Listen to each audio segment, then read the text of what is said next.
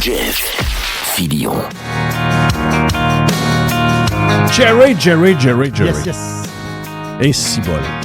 Depuis ce matin, on a fait pas mal de stock. Si vous êtes sur la version Prime de Radio Pirate, vous avez les Radio Pirate News de 1h30 de temps où on a vogué sur plusieurs sujets.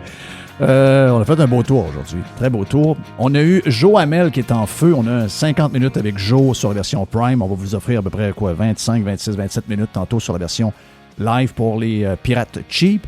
Puis on a du boursicotage parce que c'est le mercredi. On a quasiment 1 heure de boursicotage avec Jerry, dont 25-28 minutes aussi pour la version live. Donc, beaucoup de stock à venir.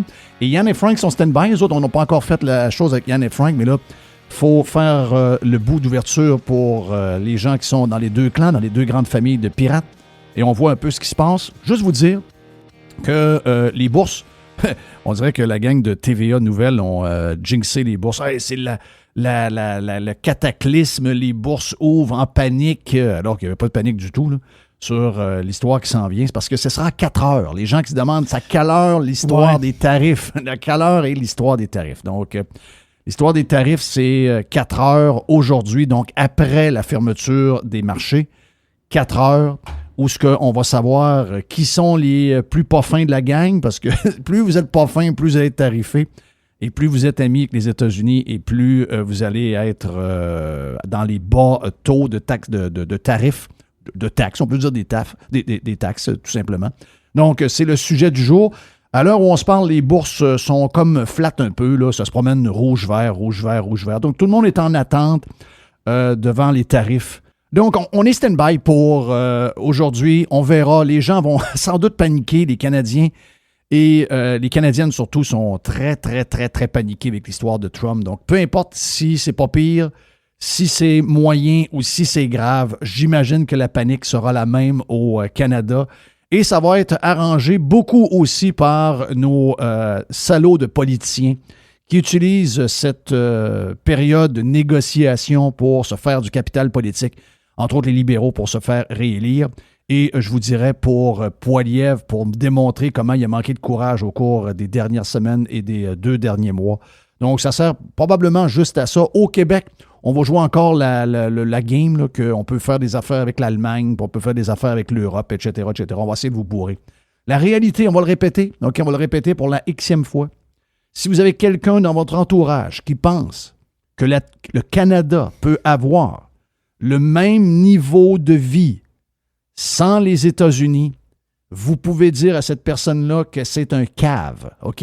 Vous pouvez lui dire, t'es un Christ de cave, t'es un dangereux, t'es un suicidaire, t'es quelqu'un. Là, il va te répondre, ben voyons, on est capable, nous autres, tu manques de confiance en soi, le Canada est assez autonome pour faire ces choses, puis on va aller rejoindre l'Europe, on va faire des choses avec les autres. Quelqu'un qui vous dit ça, vous pouvez tout de suite l'identifier comme un Christ de cave, OK? Donc, faites attention à ça. Il y en a beaucoup alentour de vous, beaucoup de gens qui vont vous décevoir. Déjà, c'est déjà fait pour plusieurs depuis 2020. Il y en a d'autres qui vont continuer à vous décevoir dans les prochains jours et les prochaines semaines. Donc, je dirais que la folie n'est pas encore terminée, l'euphorie n'est pas encore terminée. On aura énormément de réactions dans les prochaines heures. Soyez stand-by là-dessus. Petite chose que je voulais vous parler vite pour ouvrir. C'est un gars sur X, celui qui a un genre de... Je ne sais pas c'est quel goaler qu'il a, mais on dirait un goaler des North Stars avec un vieux masque. Ça ressemble un peu à un masque de Michel Dion. Mais il est toujours intéressant, lui. Je pense peut-être qu'il est pirate, mais il fait des tweets de temps en temps qui sont intéressants. Et il y en a soulevé un de très bon hier. Puis d'ailleurs, pour quelqu'un qui n'est pas nécessairement connu, je pense qu'il est rendu quasiment à 1000 likes, là, il pose la question suivante. Il dit... Comme ça, il n'y a pas un seul élu sur 125 qui s'est levé depuis hier pour dire publiquement sur son compte X ou sur son Facebook ou faire un petit vidéo. Aujourd'hui, là, avant, là, pour un député, OK, pour un député, sortir puis dire quelque chose qui mérite d'être entendu, c'était compliqué, là. Il fallait envoyer un communiqué qui se rendait aux différents médias pour dire à telle heure, dans tel hôtel ou tel bureau du Parlement, tel député va faire une déclaration publique sur tel sujet. Puis souvent, ça tombait dans... Ça allait nulle part. C'est qui, lui, ce député-là? C'est quoi le sujet? On s'en sac. Puis, ouais, il est contre le gouvernement, m'a appelé. Ouais, couvre-les pas, lui, il va faire de la merde dans la note chef. OK, parfait. Et aujourd'hui, là, vous avez plus ça, là. Aujourd'hui, si vous êtes élu, puis c'est encore plus drôle de voir que ces innocents-là suivent les lignes de parti puis ils ferment le gueule sur à peu près tous les sujets alors qu'on sait très bien. Ben, pendant la COVID, c'est épouvantable. Ils ont juste à aller sur X. Ils ont juste à faire une vidéo sur YouTube. Ils ont juste à faire une déclaration qu'ils vont mettre avec le téléphone puis qu'ils vont mettre sur un compte TikTok puis qu'ils vont donner à quelqu'un. Et ça va devenir le sujet, là. Très simple aujourd'hui. Vous n'avez plus besoin de coller aucun média. Vous avez juste... Donald Trump mène le monde par Truth Social, qui est un genre de petit Twitter bien pauvre, et pourtant, tout se passe là. Donc, il n'y a rien qui empêche un Québécois de faire la même chose. Il n'y a rien qui empêche un élu québécois, un maire, un député, un ministre, soit au provincial ou au fédéral, de faire la même fucking chose. Là. Mais nous autres, on est pognés. Hein? Contrairement aux Américains, contrairement à d'autres places dans le monde, on est pognés. On est pognés avec des gens qui doivent suivre la ligne du parti. Y a-tu quelqu'un qui va briser la crise de ligne de parti? Y a-tu quelqu'un qui va avoir l'audace de dire « enough is enough » puis qui va mettre l'odieux sur le parti de le sacrer dehors? Bien, vous avez une belle occasion de le faire. Vous avez tous des comptes Twitter. Oh, peut-être que vous êtes sur Blue Sky. Mais là, si vous êtes sur Blue Sky, ça se peut que personne ne s'en rende compte. Mais en tout cas, regarde, si vous êtes juste sur Blue Sky, essayez donc pareil. Mais si vous êtes sur Blue Sky, vous devez pas voir, d'après moi, vous n'êtes pas la clientèle qu'on vise. Il n'y a pas un simple député élu. Je comprends que la gang à Duhem n'est pas là. OK? Si la gang... C'est pour ça que la gang à Duhem doit être là. Il ne peut pas y avoir 125 députés élus. Parce que si vous me dites que c'est ça, la démocratie, ben on a un cancer dans notre démocratie, là. Ça arrive sur toutes sortes de sujets en passant. Ça peut arriver sur l'armement, ça peut arriver sur la peine de mort, ça peut arriver sur la politique, peu importe sur lequel. Ça peut arriver même sur l'avortement, je vois le vert. L'avortement, c'est pas vrai que c'est 100% dans la population. C'est un sujet touché, mais c'est pas vrai que c'est 100%. C'est probablement plus 50-50 que 100%. Là. Il y en a qui vont vous dire que « Ah oui, moi je suis pour le choix », mais dans le fond, d'eux autres, ils sont contre, ils veulent juste pas le dire. Parce que tous les médias disent l'inverse, puis tous les politiciens disent l'inverse. Mais s'il y avait une vraie vie démocratique pour vrai, avec des médias, avec toutes sortes d'idées qui se promènent, et des députés qui ont des affaires à dire, puis qui s'en vont contre leur chef, puis qui font leur job de député parce qu'ils ont écouté les gens dans leur comté, puis qui vont le dire publiquement, ce qui se passe avec leurs gens. On n'aurait pas eu la COVID de la même manière, ça avait été 100%. Ça aurait fini au bout de 6 semaines. OK? Et là, ils ont une autre opportunité de le faire. Parce que, d'après moi, tout le monde est en crise. Finalement, les gens allument. Je veux juste ouvrir une parenthèse. Les salauds de Québécois qui embarquent maintenant dans l'histoire que la bourse du carbone, c'est injuste pour les Québécois. Vous pouvez aller chier en passant. OK? Vous autres, vous avez été silencieux quand ça a été créé. Tous les médias ont été silencieux quand ça a été créé. Tout le monde était dans la patente verte. Tout le monde faisait à croire aux Québécois qu'on devait faire ça au nom de la planète. Il y en a quelques-uns qui étaient debout. Et encore une fois, Radio Pirate, Filion, Jerry, Yann et Frank, Joe Hamel, toute la gang qu'on voit, je parle d'eux autres parce que c'est eux avec lesquels on est aujourd'hui, mais toute la gang qui sont à Radio Pirate vous disent toute la même chose depuis des années. Crise de crosse. Juste une affaire pour taxer les Québécois, les soumettre à une genre de religion verte qui n'a aucun rapport. Alors que les Québécois, si jamais ils disparaissent puis que la forêt se met à pousser partout à travers les villes, il n'y aura aucune différence sur le climat de la Terre, je vais le faire.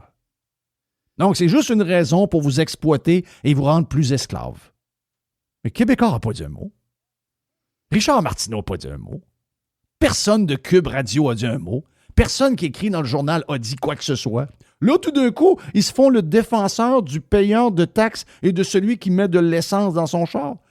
Le Journal de Montréal et le Journal de Québec sont anti-troisième lien parce qu'ils sont anti-voiture et ils ont poussé le char électrique pendant 4-5 ans. Là, tout d'un coup, ils sont rendus au gaz, eux autres-là. Des fucking crosseurs, OK? Rappelez-vous ça, là. Fucking crosseur. La gang de TVA, trustable, zéro. Les 125 élus, il n'y en a pas un, là. QS, j'ai tasse de là. Ils sont quoi, 10? J'ai tasse de là. Non, c'est ça. Les libéraux, ils donnent du au gaz. Des débiles, des vrais débiles. Ça n'a pas de sens. OK, QS, des débiles. J'ai tasse. Il en reste combien? Il en reste 115. D'un 115, il n'y en a pas un d'un libéraux? Il n'y en a pas un d'un péquiste? Il n'y en a pas un non plus dans la gang de 90 députés de la CAQ. Il n'y en a pas un. Il faut sortir des rangs comme Yuri Chassin pour commencer à avoir quelque chose d'intéressant à dire. Il n'y en a pas un de la gang qui a envie de dire « that's enough ». Je sors et je condamne que mon parti au pouvoir et que tous les élus sont pour maintenir la bourse du carbone qui va coûter en moyenne aux familles canadiennes, familles québécoises. On vient mêler, parce que là, maintenant, les péquistes votent pour Carney. Ça va coûter aux alentours de 750 si vous avez une voiture et aux alentours de 1500 $ si vous avez 2 voitures. On va le dire à bon Québécois. Net. Vous êtes une gang de Christ de salauds. OK. Parlez-moi plus de démocratie en me faisant la leçon sur Donald Trump et ce qui se passe avec les Américains puis tout. On peut-tu s'occuper de la démocratie dans notre propre cour? Y a-tu vraiment de la démocratie des conseils de ville? Il n'y en a pas zéro. Pensez-vous que les gens qui s'organisent pour aller défier l'organisation Plante à Montréal sont écoutés, puis on va, vu qu'il y a de la grogne, puis ça semble pas très populaire, on va remettre notre projet de piste de vélo de côté? Jamais. Jamais. Pensez-vous que la folie du tramway à Québec avec la bombe, puis avec Marchand, pensez-vous qu'ils ont écouté le monde? Jamais. Pensez-vous qu'en ce moment, est-ce que vous trouvez ça normal que sur 125 élus, il n'y en a pas un salaud de la gang qui s'est levé pour vous défendre? On parle de 1500 $ net pour 2 voitures. Ah, le CA va sortir et dire « Hey, faites attention, là, c'est pas vrai que c'est 30 cents, là, ça va être plus 9 cents. » Non, non. Hawkesbury, Lorignal, OK? Vous savez, c'est où Hawkesbury? L'autre bord du pont, vous arrivez à Hawkesbury, vous traversez le pont, l'autre bord, il y a 2 stations-service, je ne me trompe pas. Il y en a une à gauche et une à droite. Avec un site dépanneur. Ben, ça, c'est la gang du Québec à 1,62, là. Et pourtant, je pense qu'eux autres, ils ont un break, le fait qu'ils sont proches de l'Ontario, imaginez-vous. Et l'autre bord, il était à 1,18, 1,20 pendant la journée d'hier, là. 1,18, 1,20 à Hawkesbury, l'autre bord, là. C'est 30 cents, 40 cents, dépendamment d'où vous êtes, là. À Pounet-Gamouk, d'après moi, ça fait des années, eux autres, qu'ils ont des breaks parce que les gens allaient aux États. Eux autres se disent, ouais, eux autres, on sait c'est quoi ce qui se passe. On vit ça depuis toujours. Ils ont même été obligés de mettre des taxes moindres à Pounet-Gamouk, mais dans ce coin-là, vrai. Parce que les gens traversaient l'autre bord. C'est vrai. Oui. Ils allaient aux États. Ah oui, pensez à ça, là. Et là, vous me parlez, le gars du CA. Êtes-vous encore membre du CA, vous autres? Moi, je l'ai été longtemps. Ouais, moi, je l'ai plus depuis longtemps. C'est ça. Moi, depuis 7-8 ans, je suis plus membre. Là. J'espère que vous allez arrêter d'être membre du CA. Ils sont jamais avec vous autres. Jamais. Ils sont toujours avec le gouvernement. Ils sont comme la gang des restaurants. Ils sont comme l'association des restaurateurs qui sont toujours avec le gouvernement. Et jamais avec les restaurateurs puis jamais avec les consommateurs des restaurants. Ils sont toujours avec le gouvernement. Pas besoin de vous autres, zéro. Le CA. Mais ça fait l'affaire des médias. Les médias vont les voir. On va dire que quelqu'un que j'ai eu le matin, probablement des gens ne connaissent rien d'un char en passant. C'est une gang de faiseux, un ancien fonctionnaire de quelque chose ou un ancien journaliste dans un journal qui est décédé, qui se ramasse au CA comme porte-parole. Gang de baveux. Non, c'est pas vrai que ça va être tant que ça. Là. Puis après ça, PSPP. Oh, mais vous savez, il y avait déjà, eux autres, enlevé une taxe qui était... Hey. Arrêtez vos histoires. Parlez-moi plus de démocratie. Faites-moi plus la leçon sur la démocratie ailleurs, s'il vous plaît. Please. Les politiciens sont crasses, ça n'a pas de bon sens. C'est-à-dire, oui, t'as ceux qui disent pas un mot. T'as ceux qui disent pas un mot. Puis t'as l'autre comme Mona Fortier, qui elle se présente dans Ottawa-Vanier, la libérale, qui va tanker son char, puis elle dit au monde, regardez comment on est fin, nous autres, le Parti libéral, comment on est extraordinaire. Je l'ai vu habillé en rouge, avec la blonde en rouge. Oui, les petites mitaines. Mona. Oui. Hey, Mona, t'étais où, Criff? Oui. Hey, elle a fait semblant que là, tout d'un coup, elle est contente d'avoir libéré les Canadiens de la taxe du carbone, alors qu'elle défendait il y a 4 semaines. Ils nous prennent pour des caves, en plus. Mais je pense qu'on l'a un peu. Je pense qu'ils ont fait une étude sociologique sur nous, puis je pense qu'ils pensent qu'on est cave un peu, puis beaucoup d'entre nous le sont. Pas les pirates. Zéro les pirates, Astique. Les 125 à Québec. C'est incroyable. Vous êtes des enfants de chienne. OK? Vous êtes tous des enfants de chienne. Le monde a de la misère arrivé. Le monde a de la misère avec... Il y a des parents qui arrêtent des activités pour des enfants. J'en entends parler de ça en passant. Des activités de sport qui sont rendues trop dispendieux parce que tout coûte cher dans notre Christie de place communiste. Ils sont obligés de faire des choix et c'est les enfants qui payent. Vous êtes des vrais salauds. Je vous déteste. Puis les gens qui les défendent, et puis d'abord la gang de Québécois qui essaie de jouer en ce moment dans notre gang, on vous truste zéro.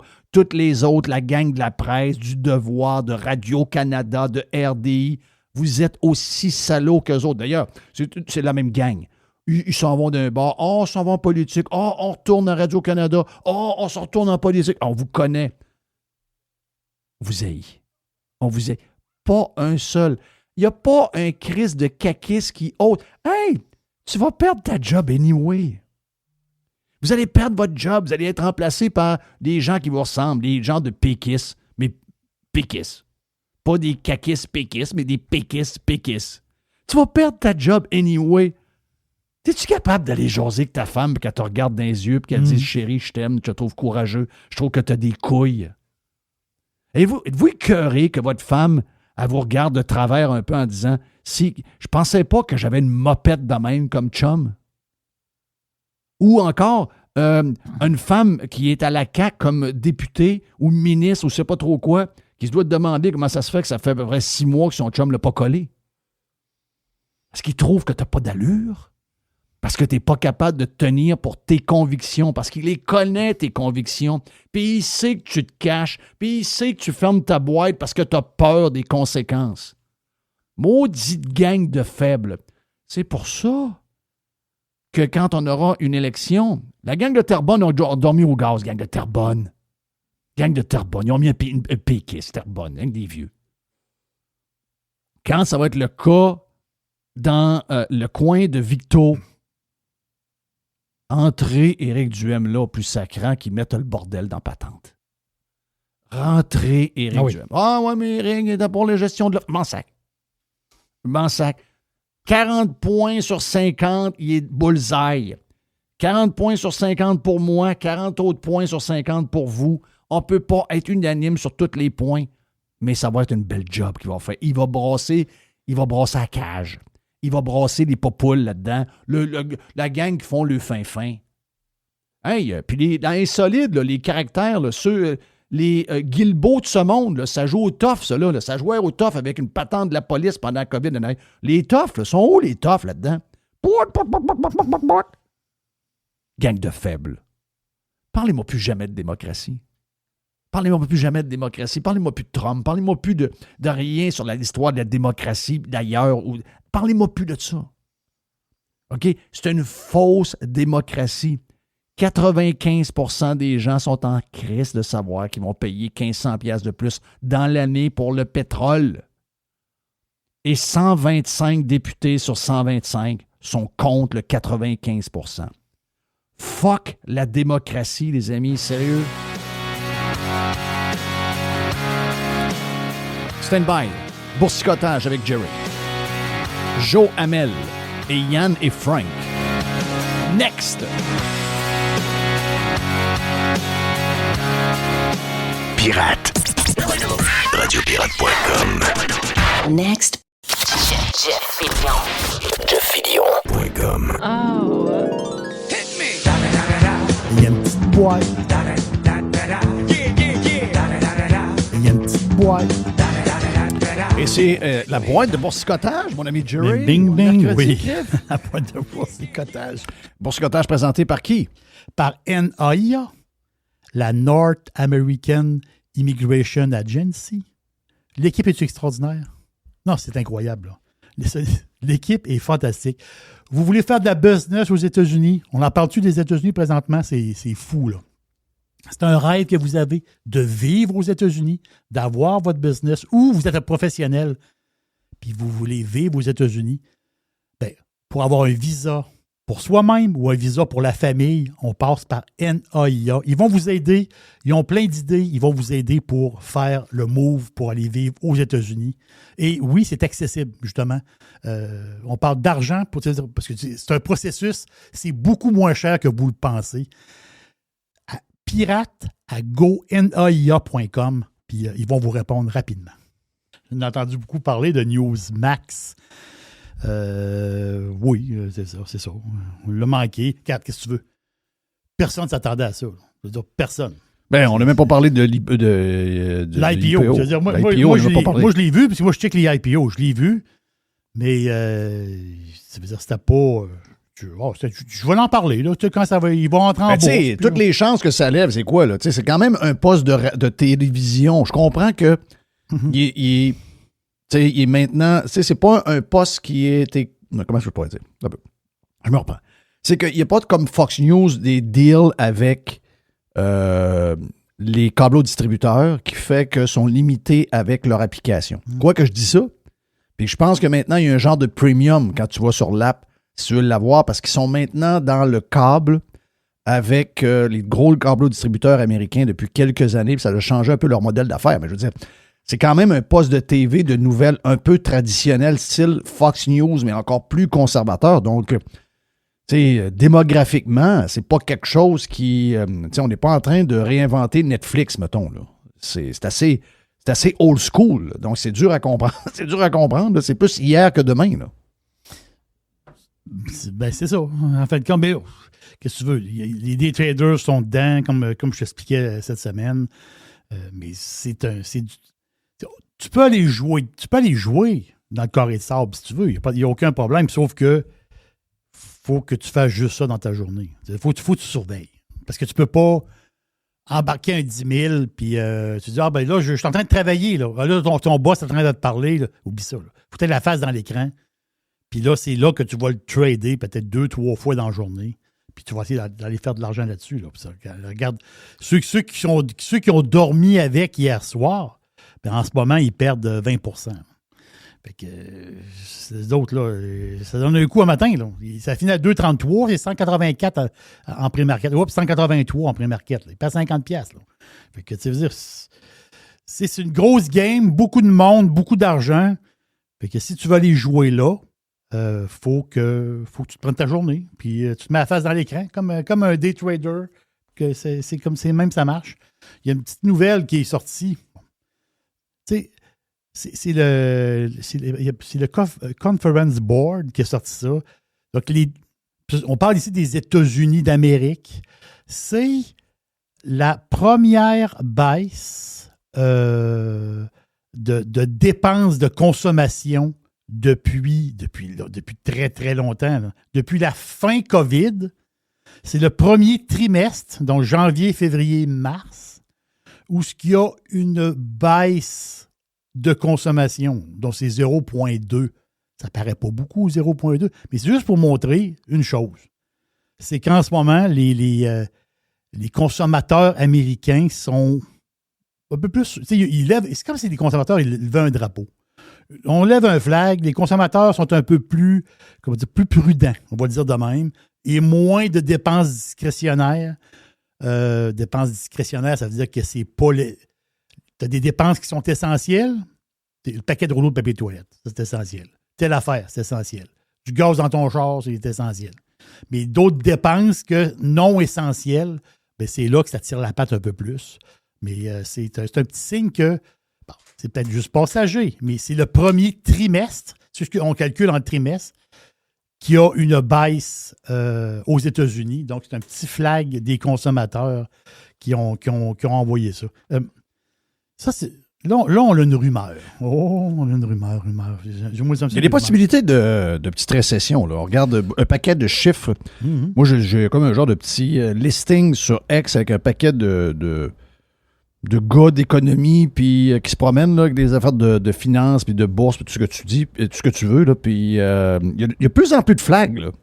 Il y a de plus en plus de flags vers une petite récessionnette peut-être. Puis ça, quand une récessionnette commence, elle peut devenir récession. Puis quand ça commence, on sait que ça peut finir un jour, mais on ne sait pas quand puis on ne sait pas les dommages. Donc, il est possible que ça arrive. Là.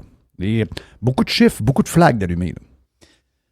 Donc, la rumeur qui court, c'est une rumeur qui est toute fraîche, c'est une rumeur qui court depuis hier. C'est lui qui a sorti ça. Il s'appelle Mark Gurman. Gurman, c'est un journaliste technologique. Lui, il travaille pour Bloomberg.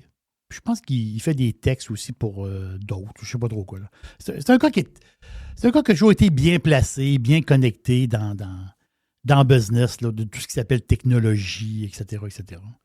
Et la rumeur qui est sortie, c'est qu'Apple, présentement, Apple sont tranquilles. Hein?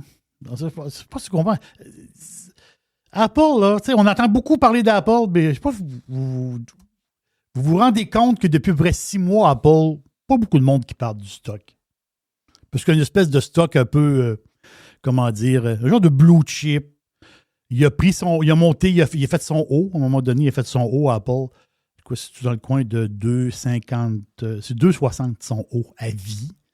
Là, il a redescendu tranquillement dans le coin de 2,14 dans ce coin-là. Là, il a remonté à 2,25, 2,20, 2,25, 2,28, 2,30. Il taponne un peu là-dedans. Il parle pas beaucoup d'Apple. Pas beaucoup. On parlait beaucoup d'AI, mais pas beaucoup d'Apple. Mais là, l'affaire, c'est que lui, il dit que Apple travaille sur un projet qui s'appelle le projet Mulberry. Ça, c'est le genre de nom. Tu sais, les projets, ils ont comme des noms de code. Là. Donc, le nom de code Mulberry, qui veut dire quoi, en réalité? C'est qu'Apple voudrait... Quand tu vas sur ton téléphone Apple, il y a une application santé. Puis l'application santé, on fait des dodos, il fait des calculs pour toi. Tu marches, est-ce que tu marches, tu dors les bien? pas, toutes les patentes. C'est ça, des fois santé. Là. Mais là, ça va être plus que ça. Là, c'est pas... Ça, c'est correct, là. Parfait, là. Mais là, c'est pas ça. Là, on parle de... Parce qu'Apple a ramassé énormément de données. C'est ça l'histoire. Avec l'application santé, Apple a ramassé des données. Et a ramassé... Apple va se matcher avec des médecins et ils veulent lancer le Docteur AI. Donc, une application de docteur, ça ressemblerait un peu à la télémédecine, si on peut dire. Tu sais, télémédecine, vous êtes abonné et à distance, tu peux parler avec un... Tu sais, ou tu parles avec une infirmière, parce que tu peux parler avec un docteur, tu sais, la fameuse télémédecine. Mais là, à la sauce Apple. Donc, autrement dit, AI au début, mais backé par des médecins. Et cette app-là, puis des médecins qui peuvent se faire des prescriptions. Là. Donc, le médecin Apple. Vous voyez, je résume ça, là, mais ça ressemble à ça. Là. Donc, Apple travaillerait là-dessus. Et ça, puis ça serait quelque chose de payant. Là. Donc, un genre d'abonnement, ou je ne sais pas trop quoi, par mois. Mais tu aurais sur ton téléphone un AI plus docteur pour la santé. On donne un exemple. Ça peut être plein d'affaires. Là. Je donne un exemple. Tu as des picots rouges sur le bras, tu prends une photo, tu envoies ta photo dans l'application AI, et là, l'AI va te dire « Ah, ça, c'est telle affaire. Ces picots rouges-là, ça veut dire telle patente. » Parce que l'AI a des milliards d'informations. Et là, l'histoire là, est backée justement par des médecins. Donc, Apple pourrait mettre un pied là-dedans qui serait assez intéressant. Là. Ça serait assez intéressant. Donc, ça, c'est la rumeur qui court depuis hier. On parle de lancement en 2026. C'est ce que Gurman a dit hier. Donc, Apple se prépare à lancer ça en 2026. Je ne sais pas quel nom qu'ils vont donner à ça, mais ça serait carrément des docteurs AI backés par des vrais docteurs et de faire des prescriptions. Ça, on tombe dans une autre patente, là. Puis avec le fric d'Apple, parce qu'Apple, ils ont du fric à l'infini. Les autres, le fric, là, de la liquidité, ils en ont à pu finir. Fait que ça serait quelque chose de très gros et de très payant pour la pomme. En parlant de la pomme... Je pose une question au boursicoteur. Les chiffres de Tesla sont sortis. Et, en ouverture en bourse ce matin, un genre de petit 5% down. Quand même des chiffres assez gros, là. C'est, entre autres, sur les livraisons premier trimestre, on estimait à 390 343 voitures. On a sorti 336 000. Donc, c'est 55 000 de moins. Production en tant que telle, on devait en produire 412 000. On a produit 362 000. Le modèle 3Y, production de 345 000 au lieu de 400 000. Regarde, je pourrais sortir un paquet de chiffres de même, là. Il y en a, là. Tous les chiffres sont... Tu sais, mettons, je vais prendre les autres... il y en a que ça se ressemble. Les autres modèles de production, 17 000 versus 17 000, c'est probablement les Cybertruck, là. C'est quand même des chiffres qui relèvent de quelque chose. Il y a un ralentissement dans l'électrique, c'est clair, si on le savait. Ça, c'est clair et net. Mais si, mettons, tu es un haut placé dans les actionnaires de Tesla, tu es un fonds, mettons, Vanguard ou tu es BlackRock, tu as énormément d'argent dans Tesla. Est-ce qu'à un moment donné, Musk va devenir problématique pour cette compagnie-là? Qu'on l'aime ou on l'aime pas, là, c'est pas la question. On n'est que sur le cash. Et c'est pas d'avoir raison ou pas de pas avoir raison. C'est qu'on sait comment les médias sont capables de faire de quelqu'un d'extrêmement brillant, de notre Einstein, de notre époque. Il devient dans leur tête le genre de monstre, un genre de Hitler, pro-nazi, etc. Vous savez comment ils sont capables de faire les affaires, là? Ils sont spécialistes là-dedans et malheureusement, ils réussissent encore. Donc, je pose la question en tant que boursicoteur. Mettons que tu étais sur le board et que tu représentes Vanguard. Est-ce que, mettons, tu suggères que Elon Musk se retire un peu du brand? Même s'il se retire, il va être encore relié au brand. Oui, on le voit avec Amazon. Bezos. Puis on le voit qu'Amazon, Bezos, exact. Bezos, il n'est plus dans les affaires. Là. Il est là, mais il n'est plus là. C'est encore dans la tête du... Tesla, c'est pas compliqué. Pour calmer le monde, tu mets sur le marché une Tesla à 25 000 $ puis ça règle le problème. Et si vous êtes conservateur puis vous regardez pour une voiture électrique, il y a plein de voitures, là. Je suis d'accord avec vous autres, mais peut-être que si vous prenez une Tesla, ça va peut-être envoyer un bon message. Je sais pas, c'est ça même. Mais c'est sûr qu'en ce moment, il y a un ralentissement d'un char électrique. Tesla, c'est numéro 1. C'est sûr qu'ils sont touchés énormément.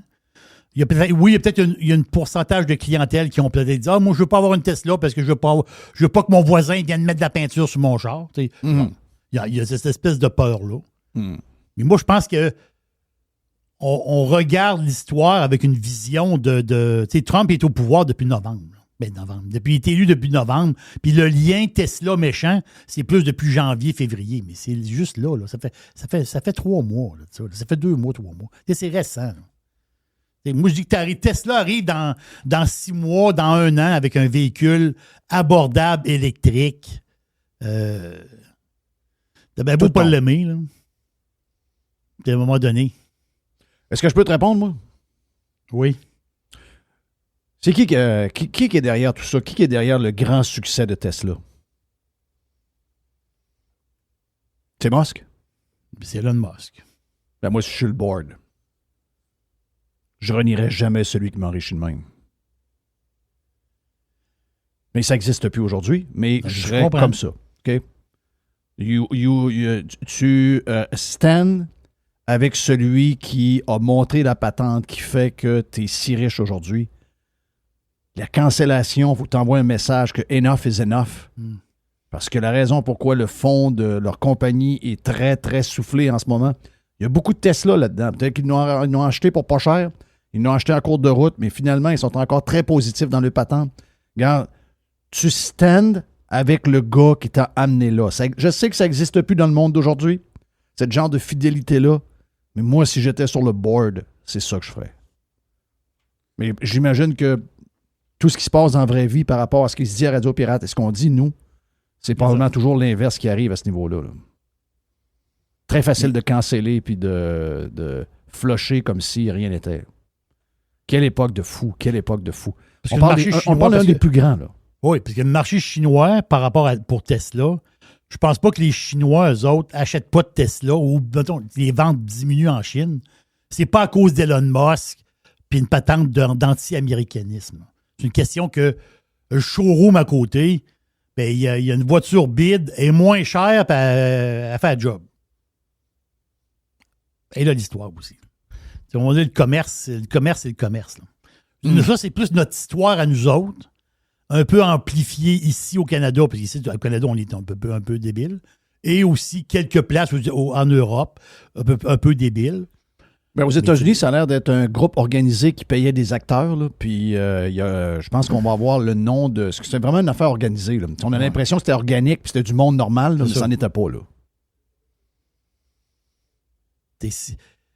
Tesla, on s'en rappelle, là. On trouvait ça bizarre, Elon Musk qui dort dans l'usine, les chars sortaient, le coffre arrière, il y avait une différence de demi-pouce d'un bord par rapport à l'autre. Le début de Tesla, c'était chaotique. Là. Puis là, on trouvait ça drôle, puisqu'on disait, tabarnache, c'est chaotique, c'est l'enfer. La qualité était, bon, à part le Roadster puis le petit char sport, c'était moyen, là, la qualité. Là. Puis aujourd'hui, j'achète une Tesla, c'est la grande classe. Là. C'est ça l'histoire. Peut-être que aussi, moi, ce qui m'intéresse dans Tesla, moi, c'est le futur. Puis le futur, c'est l'électrique pas cher. Puis je n'en démords pas. Mais moi, sur le marché, une électrique à 20-25 000 $, que le monde va pouvoir la louer pas cher ou l'acheter pas cher. Puis c'est trop cher, les chars électriques. Ils sont trop chers. C'est-à-dire, quand tu arrives dans les 60 000, sur les 10 000. Électrique ou pas, c'est trop cher. C'est-à-dire, la clientèle, la grosse clientèle, il faut que tu sois beaucoup moins cher que ça. Beaucoup moins cher que ça. Le monde crève de faim. Et il va falloir que Tesla arrive avec un modèle hybride à un moment donné aussi. Et ça se peut. Ça se peut très bien. Ça se peut très bien. Est-ce que tu es nerveux parce que je regarde les bourses qui ont ouvert quand même assez timides par en bas, mais c'est pas de crash, là. Tout le monde est en attente. Est-ce que tu es bearish ou bullish avec toute l'histoire de Liberation Day sur l'histoire des tarifs avec Trump qui va tarifer le monde entier aujourd'hui? Moi, je suis pas bearish sur le marché, contrairement à beaucoup de monde. Mais c'est pour ça que je te posais la question, j'étais certain de ta réponse. Je savais que tu allais me répondre ça. Moi, je ne suis pas bearish. Moi, j'en ai vécu des périodes bearish. Puis, ce qu'on vit aujourd'hui, des vraies périodes bearish. Là. Puis, ce qu'on vit aujourd'hui, on n'est pas dans une période bearish. Là. On n'est pas dans une période bearish. On est dans un marché qu'est-ce qu'on a eu? On a eu des soubresauts là, des derniers jours. Là. Tabarnache, des soubresauts, des stocks qui montent de 10 %. C'est plus une volatilité qui est pas facile. Mais moi je regarde les graphiques, puis souvent, la moyenne mobile 200 jours est encore haussière. C'est-à-dire, tu regardes Apple, la moyenne mobile 200 jours est haussière. Oui, mais le stock est en bas de sa moyenne 200. Je comprends, mais le fond est haussier dans beaucoup de stocks. Oui, je comprends qu'il y a eu des corrections, oui, mais regarde le graphique, ça te dit que la tendance est... Étire ton graphique plus long. Là, tu vois juste tu checkes juste les 2 dernières semaines. Étire-les plus long. La bourse, pas 2 semaines. Là. La bourse, pas 2 mois non plus. Là. Étire ça plus long, puis tu vas voir que oui, il y a certains stocks qui ont planté, des stocks pleins de bulles ou telle affaire. Mais en ce moment, moi, je trouve que c'est pas si pire que ça. Là. Parce que je dis pas d'aller all-in dans le marché puis d'acheter à tout vent. Mais il y a des places pour se positionner. Là. Apple est une place pour se positionner. Là. Moi, je vous le dis. Là. La pomme. Ils ont mis la pomme dans la catégorie mild bullish. Là. Quand tu es rendu, tu n'es plus bullish ou bearish, tu es rendu mild bullish. Parce que Miles Bullish a dit, ouais, on comprend que le stock a baissé en bas de sa moyenne de 200 jours, mais c'est tannant de savoir que la moyenne de 200 jours est encore haussière. Donc là, ouais, si tu as le temps de vendre à 220$, ouais, mais là, quand on l'a vendu à 2,14, il a remonté à 2,34 2 jours après. Ouais, c'est tannant, hein? Alors, il est-tu baissier ou il n'est pas baissier? On ne sait pas trop, hein? Mais c'est ça. C'est ça avec Miles Bullish. Donc, moi, Apple fait un close en haut de 228, j'achète, là. En ce moment, il est à quoi? 2,21, là, au moment où on se parle, ou dans ce coin-là. Apple close une journée en haut de 2,28, j'achète. Puis ça veut dire qu'il repasse en haut de la moyenne mobile 200 jours. Puis ça veut dire qu'il y a beaucoup d'affaires intéressantes qui s'en viennent. Parce qu'on voit, ce qui est proche là. On se laisse beaucoup influencer par la géopolitique. Puis c'est tout à fait normal. C'est tout à fait normal. Et pensez à ça, là. Il y a du monde qui ont vendu, puis je l'ai dit avant-hier, je sais pas. Il y a du monde qui ont vendu, ils ont liquidé leurs affaires dans le crash de 2020. Là. Ils ont tout liquidé. Là. Ça descendait, liquidait, ils ont descendu. De février à juin, là, ils se sont liquéfiés, ces marchés. Là. 6 mois après, ça avait quasiment tout repris. Oui. Criff, calmez-vous, pompon. Oui. C'est là, après ça, tu dis, ouais, mais la bourse, ça va plus. Ben, ton portefeuille, là, quelle sorte de portefeuille que tu as, toi? C'est-tu juste du swing trading que tu fais ou tu as un portefeuille à moyen long terme? Oui. C'est un portefeuille à moyen long terme. Je comprends que. Un gars de 40 ans qui vient broyer sa bourse, calme-toi. Là. Si t'as pas fait d'argent en bourse depuis 10 ans, t'es un cave. Va t'acheter baisse ça à 4%, à 3,75. Je suis 3,75 qui te donne là, pour 5 ans. Mets ça à 3,75 sur 5 ans. Puis crisse-nous patience. T'as pas d'affaire ici. Non, calisse. Tabarouette. Ça veut dire, ouais, mais là, arrête.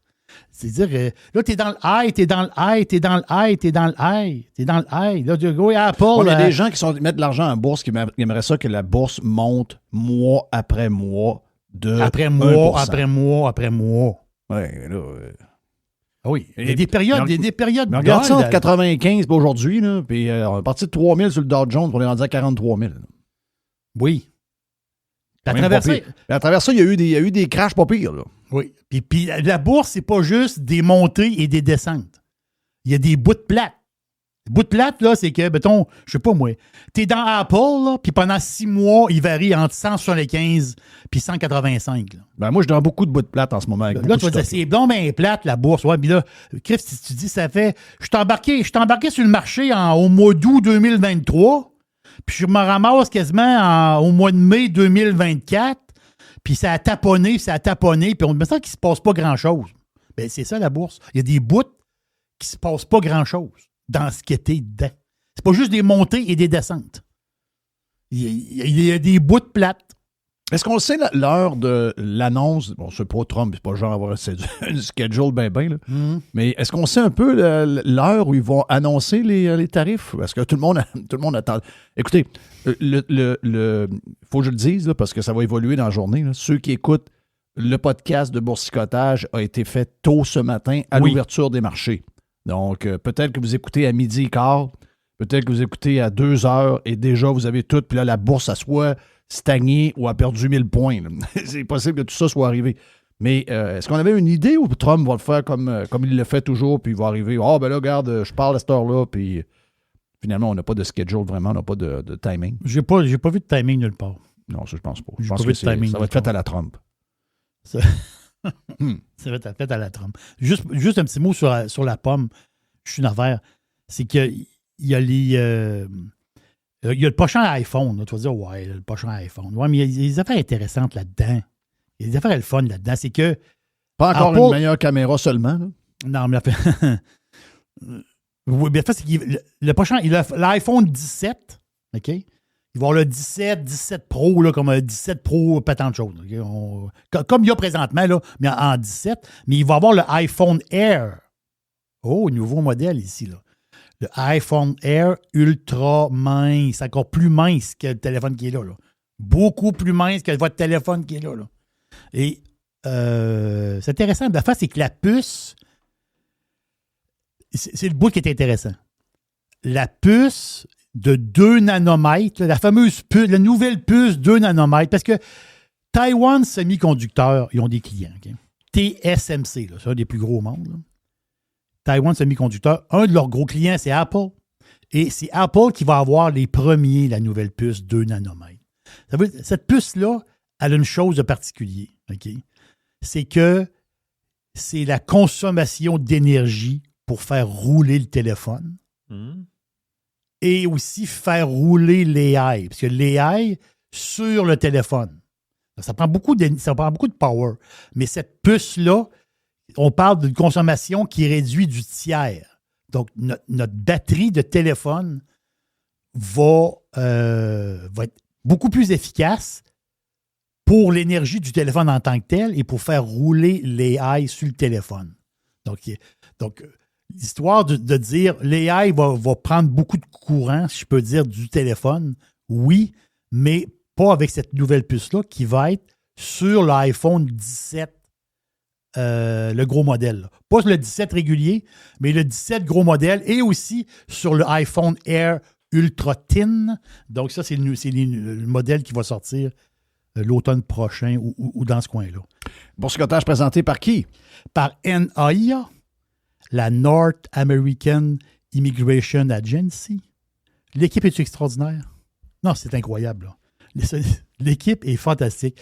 Vous voulez faire de la business aux États-Unis? On en parle-tu des États-Unis présentement? C'est fou, là. C'est un rêve que vous avez de vivre aux États-Unis, d'avoir votre business, ou vous êtes un professionnel, puis vous voulez vivre aux États-Unis. Bien, pour avoir un visa pour soi-même ou un visa pour la famille, on passe par NAIA. Ils vont vous aider. Ils ont plein d'idées. Ils vont vous aider pour faire le move pour aller vivre aux États-Unis. Et oui, c'est accessible, justement. On parle d'argent parce que c'est un processus. C'est beaucoup moins cher que vous le pensez. Pirate à gonaia.com, puis ils vont vous répondre rapidement. Ah ben c'est fait, on est rendu à mercredi. Le boursicotage est fait, mon ami Jerry. Prochain rendez-vous mercredi prochain. D'autres choses s'en viennent. Ben oui, pas mal de faire. Joe Hamel et Yann et Frank, parce qu'on est mercredi. Pirater, c'est légal. Radiopirate.com. Radio Pirate. 100% 100% pirate. Every hour. Juste du bon stock. Radiopirate.com. Get pirate or get out. Priez pour vos vies. Bitcoin.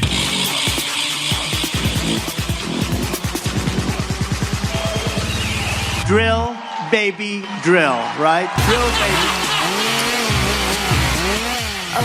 Le chum Joe a mis son kit républicain conservateur. Donc, bel habit, bleu, cravate, en tout cas, je la vois rouge. Je ne sais pas si je me trompe. Non, elle tire sur l'orange un peu. Là. Okay, c'est pour la journée. Hey, les marchés sont quand même assez relax avec ce qui s'en vient à 4 heures. Donc, y a-tu un signe à regarder de ça? Y a-tu des affaires qui coulent? Y a-tu...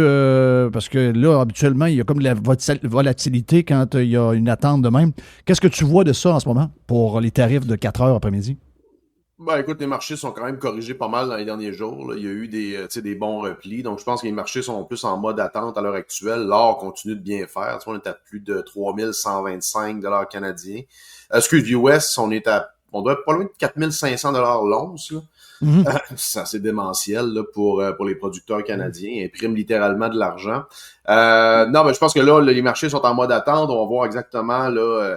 Il y a une espèce aussi de pari sous-jacent à l'effet que plus de clarté sur les tarifs va être bénéfique pour les marchés. On a vu ça un petit peu sur les marchés ont décollé un petit peu hier soir justement en attente de cette clarté que à peu près toute la planète attend là, par rapport aux tarifs. Parce que tu l'as dit à plusieurs reprises, puis je suis d'accord, on sait pas trop où Trump s'en va avec ça. C'est des annonces, il avance, il recule. c'est dirigé vers un pays, ensuite c'est vers un autre. Après ça, on parle de tarifs at large d'à peu près 20% sur tous les pays. On sait pas trop où ça s'en va avec ça. On a vu, là, il y a certaines rumeurs qui ont coulé qu'il y avait des divisions aussi dans le cabinet de Trump par rapport à ça. C'est compréhensible. Il y a quand même des gens qui connaissent les marchés financiers là-dedans. Tu sais, Bessent, il y a Lutnick aussi, qui ont quand même une bonne expérience dans le New York Post, juste te dire, Joe, le New York Post a sorti ce matin un texte de quoi que Lutnick faisait pas l'unanimité à travers tout le monde parce qu'il était un peu...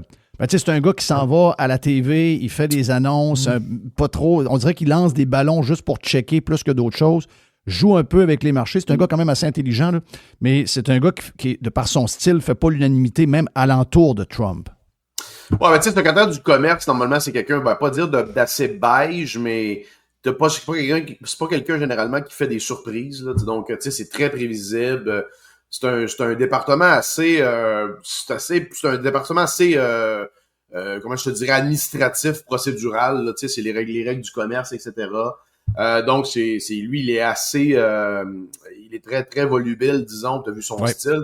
Moi, perso, j'aime bien le personnage. Là, je suis pas en accord avec toute la question des tarifs, tout ça, mais c'est littéralement une légende sur Wall Street. Là, Ben oui. C'est un gars qui est connu. J'avais dit d'ailleurs qu'il y a une partie je pense, de lui qui est dans la série Billions.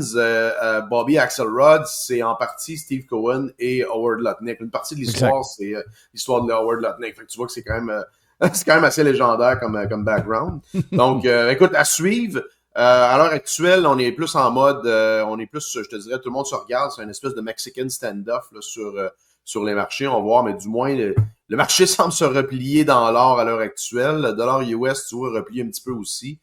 Le CAD, encore une fois, en bas de 70 cents, complètement ridicule. Bref, à suivre plus tard aujourd'hui. Comment la position du Canada? On sait qu'actuellement, nous autres, on est dans un drôle de timing avec l'élection puis tout, puis que là, je pense que Carney a mis il y a beaucoup de spectacles là-dedans. Il a mis une pause à sa campagne pour essayer de jouer au premier ministre puis de passer la journée sur l'attente des tarifs. Moi, je pense que c'est plus un moyen de se sauver des journalistes là, pour avoir une campagne pépère, parce qu'on se le dit, il s'en va vers une victoire quand même assez facile, parce que la question de l'urne, c'est juste ça là. Qui va se tenir devant Trump? Puis là, pour l'instant, les vieux pensent que c'est lui. Il n'y a pas grand-chose qui risque de changer d'ici l'élection. Mais il y a quand même des déclarations qui sont... Tu sais, il y a Champagne, le gars de Champlain, Shawinigan, le gars qui est un peu l'équivalent, je pense, dans le commerce ou l'industrie, c'est un ministre. Lui, fédéral, qui risque d'être élu, a dit dans la presse ou dans les médias hier et aujourd'hui que c'est fini la relation avec les États-Unis, etc., puis c'est fini pour longtemps, puis ça va aller. Donc, de jouer cette game-là, les répercussions que ça peut avoir sur les générations qui suivent, parce qu'on comprend là, que c'est une chicane entre Trump et toutes sortes de partenaires. Trump shake la patente, mais on sait bien que c'est pas quelque chose qui va durer. D'être imprudent de cette manière-là, de jouer comme il joue en ce moment pour des raisons probablement électoralistes, c'est un peu fling-flang, un peu dangereux, non? 100%, c'est totalement irresponsable. Puis je pense qu'à la limite, on devrait voir des leaders émerger et s'élever au-dessus de ça. Moi, je pense que c'est problématique. Ça fait appel à une espèce d'anti-américanisme latent au Canada et particulièrement au Québec. C'est beaucoup de jalousie, beaucoup de mépris pour les Américains. Puis si on pèse sur les boutons, on divise sciemment, encore la peur vend, on l'a vu, il y a une espèce aussi de gouvernance par crise qui est attirante pour des gouvernements comme la CAQ. C'est la même chose à Ottawa aussi. D'ailleurs, moi je trouve qu'il y a un gros problème à ce que Mark Carney, qui a une espèce de cabinet qui siège, qui ont accès à de l'information privilégiée sur la question d'élection qui est la crise avec les États-Unis, et qu'ils utilisent ça. Et là, tu vois, aujourd'hui, justement, comme tu dis, ils prennent une pause pour attendre les tarifs. Donc, ils ont toujours un peu un coup d'avance là-dessus. Il y a un gros problème démocratique là-dessus. Le premier ministre qui n'est pas élu, rappelons-le, il y a eu un changement dans le parti après que le Parlement a été prorogué. Donc, c'est littéralement, c'est une farce, là, tout ça, là. Et après ça, vous allez faire c'est les gens, ça, les gens qui supportent ça, c'est les gens qui déchiraient leur chemise sur la démocratie, là, quand Trump a été élu. Et Trump a été élu par plus de 70 millions d'Américains, là. Arrêtez de nous faire rire, là, avec vos affirmations. Donc, non, c'est extrêmement dangereux. En fait, les gens, je pense que les acteurs en présence oublient qu'on parle avec la plus grosse puissance mondiale, de loin la plus grosse puissance économique, de loin la plus grosse puissance militaire.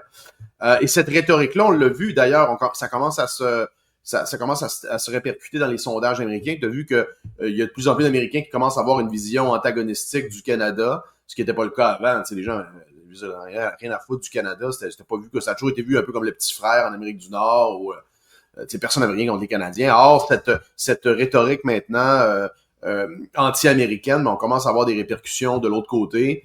Moi, je trouve que c'est extrêmement dangereux. Ça va peut-être prendre une décennie avant que ça se remette. Puis pire encore, si Mark Carney est élu, moi je vous le dis, c'est la fin du Canada tel qu'on le connaît. Là. Mais je disais tantôt que c'est lié directement à juste une chose, l'émotion et la peur. Ezra Levant, ça peut représenter une Québécoise francophone de Montréal ou de Québec ou du Saguenay. Je pense que c'est la même réaction.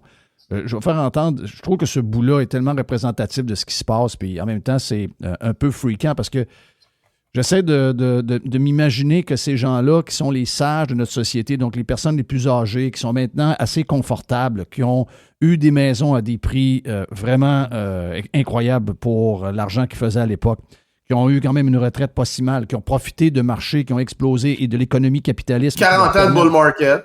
Exact, 40 ans de bull market. Puis spécifiquement, entre autres, depuis 1995, le Dow Jones est passé de 3 000 points à 42 000 points aujourd'hui, malgré quelques petites grippes à travers. Et ça leur a permis d'avoir une retraite incroyable dans un système où les gouvernements les ont privilégiés pas à peu près. L'endettement a été pour les gâter beaucoup. De tout ce qu'on a en ce moment, c'est beaucoup pour les gâter. Ces gens-là sont là à leurs dernières années et ils vont nous laisser un héritage très, très, très dangereux s'ils votent pour le Parti libéral. Mais écoute bien leur réponse quand Ezra Levant pose à cette dame-là. Je pense que c'est un stéréotype qui peut se répandre à beaucoup de gens de cet âge-là à travers le Canada. If there was one reason other than sort of tradition and habit, one reason you like Mark Carney, what would it be? It's to stand up to Trump. That's my biggest issue, standing up to Trump. Now, Trump tweeted something unusual the other day. He tweeted that he sort of prefers Carney being the PM, and I didn't understand that. I didn't believe that. So you think that was like disinformation? I had an argument with my neighbor who thinks that that's true, and I don't. I think that's just Trump. Trump just throwing it out there to mess up things, but no. So a little bit of chaos. Yeah, I don't think that he really wants to deal with Carney, and I think he knows that he's got Poilievre. He's under his thumb. Yeah. I think Poilievre would I think he'd sell our country off. In what way? What's your fear? Thinking he can deal with Trump and make trades on things. I think he'd sell off our resources, our water, things like that.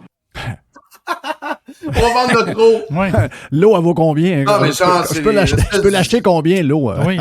C'est quoi le prix rien, de l'eau? Zéro. Comme j'ai dit à Primo, ça vaut zéro, l'eau. C'est pas une ressource. Il n'y a pas de contrat à terme sur l'eau. Non, il n'y a rien. Il n'y a pas de... Écoute, c'est des délires de vieux boomers, encore une fois. Standing up to Trump. Les gens veulent posturer contre Trump. J'entends ça constamment, tu sais. Posturer. Puis ça, c'est une espèce de désir refoulé depuis des décennies pour beaucoup de boomers, là. Une espèce de sentiment d'infériorité par rapport aux Américains. Du marché en général. Les États-Unis, c'est ça. C'est le marché, la compétition, la méritocratie. Donc, tout ça, c'est pas les valeurs canadiennes. L'argent, le succès, exactement. Qu'est-ce que je te dis? Puis Trump, c'est le style abrasif, tout ça. Nous, on est capable de faire abstraction de ça puis regarder le big picture. Puis que ça représente quand même les États-Unis d'Amérique. Il y a quand même encore un taux d'approbation qui est quand même encore très élevé aux États-Unis. Donc, que vous aimiez ça ou non, vous allez devoir dealer avec. On a des gens qui sont complètement déconnectés, que c'est des gens qui sont dangereux et qui utilisent sciemment la peur pour instrumentaliser des dames vulnérables comme ça. On va le dire, c'est des gens vulnérables. En passant, c'est toujours l'espèce de conspiration que ça serait les médias de droite qui contrôleraient les gens. Chris, c'est des madames de même qui sont contrôlées par les discours des médias de masse. C'est ça la réalité. C'est pas les podcasts, puis nous autres dans nos sous-sols. Et donc, qu'est-ce que Poilievre peut faire? Parce que il y a bien beau. Tu sais, Poilievre fait des bonnes annonces, il y a des bons programmes, il y a des affaires qu'il pense qui sont parfaites. Tu sais, je regarde la manière qu'il se présente, la manière qu'il arrive avec sa femme, son sourire. Tu sais, personne ne peut dire qu'il a l'air d'un gars bête. Il fait une bonne campagne. Il y a des affaires un peu... Bon, il va à des places qu'il n'a pas besoin d'aller. Encore une fois, il a parlé de Trump avec Carney. Il essaie de relier ça. Il a l'air d'être l'antagoniste de Trump dans toutes ses déclarations. Mais à part ça, il fait une campagne, somme toute, meilleure que celle de Carney, mais ça colle pas. Il peut faire quoi?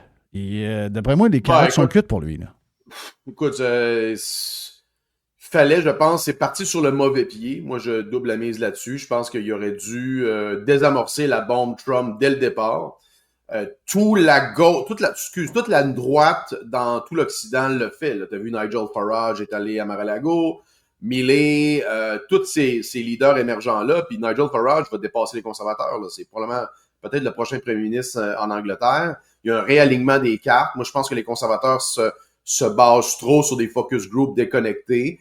Je pense qu'ils négligent une base qui est plus grande qu'on pense, qui ne rentre pas dans les critères des électeurs conservateurs traditionnels. Je pense que c'est complètement offusqué par les médias, les sondages, etc. Je pense qu'ils font une campagne comme en peut-être au début des années 2000 et non pas comme en 2025. On aurait dû le voir dans les médias alternatifs.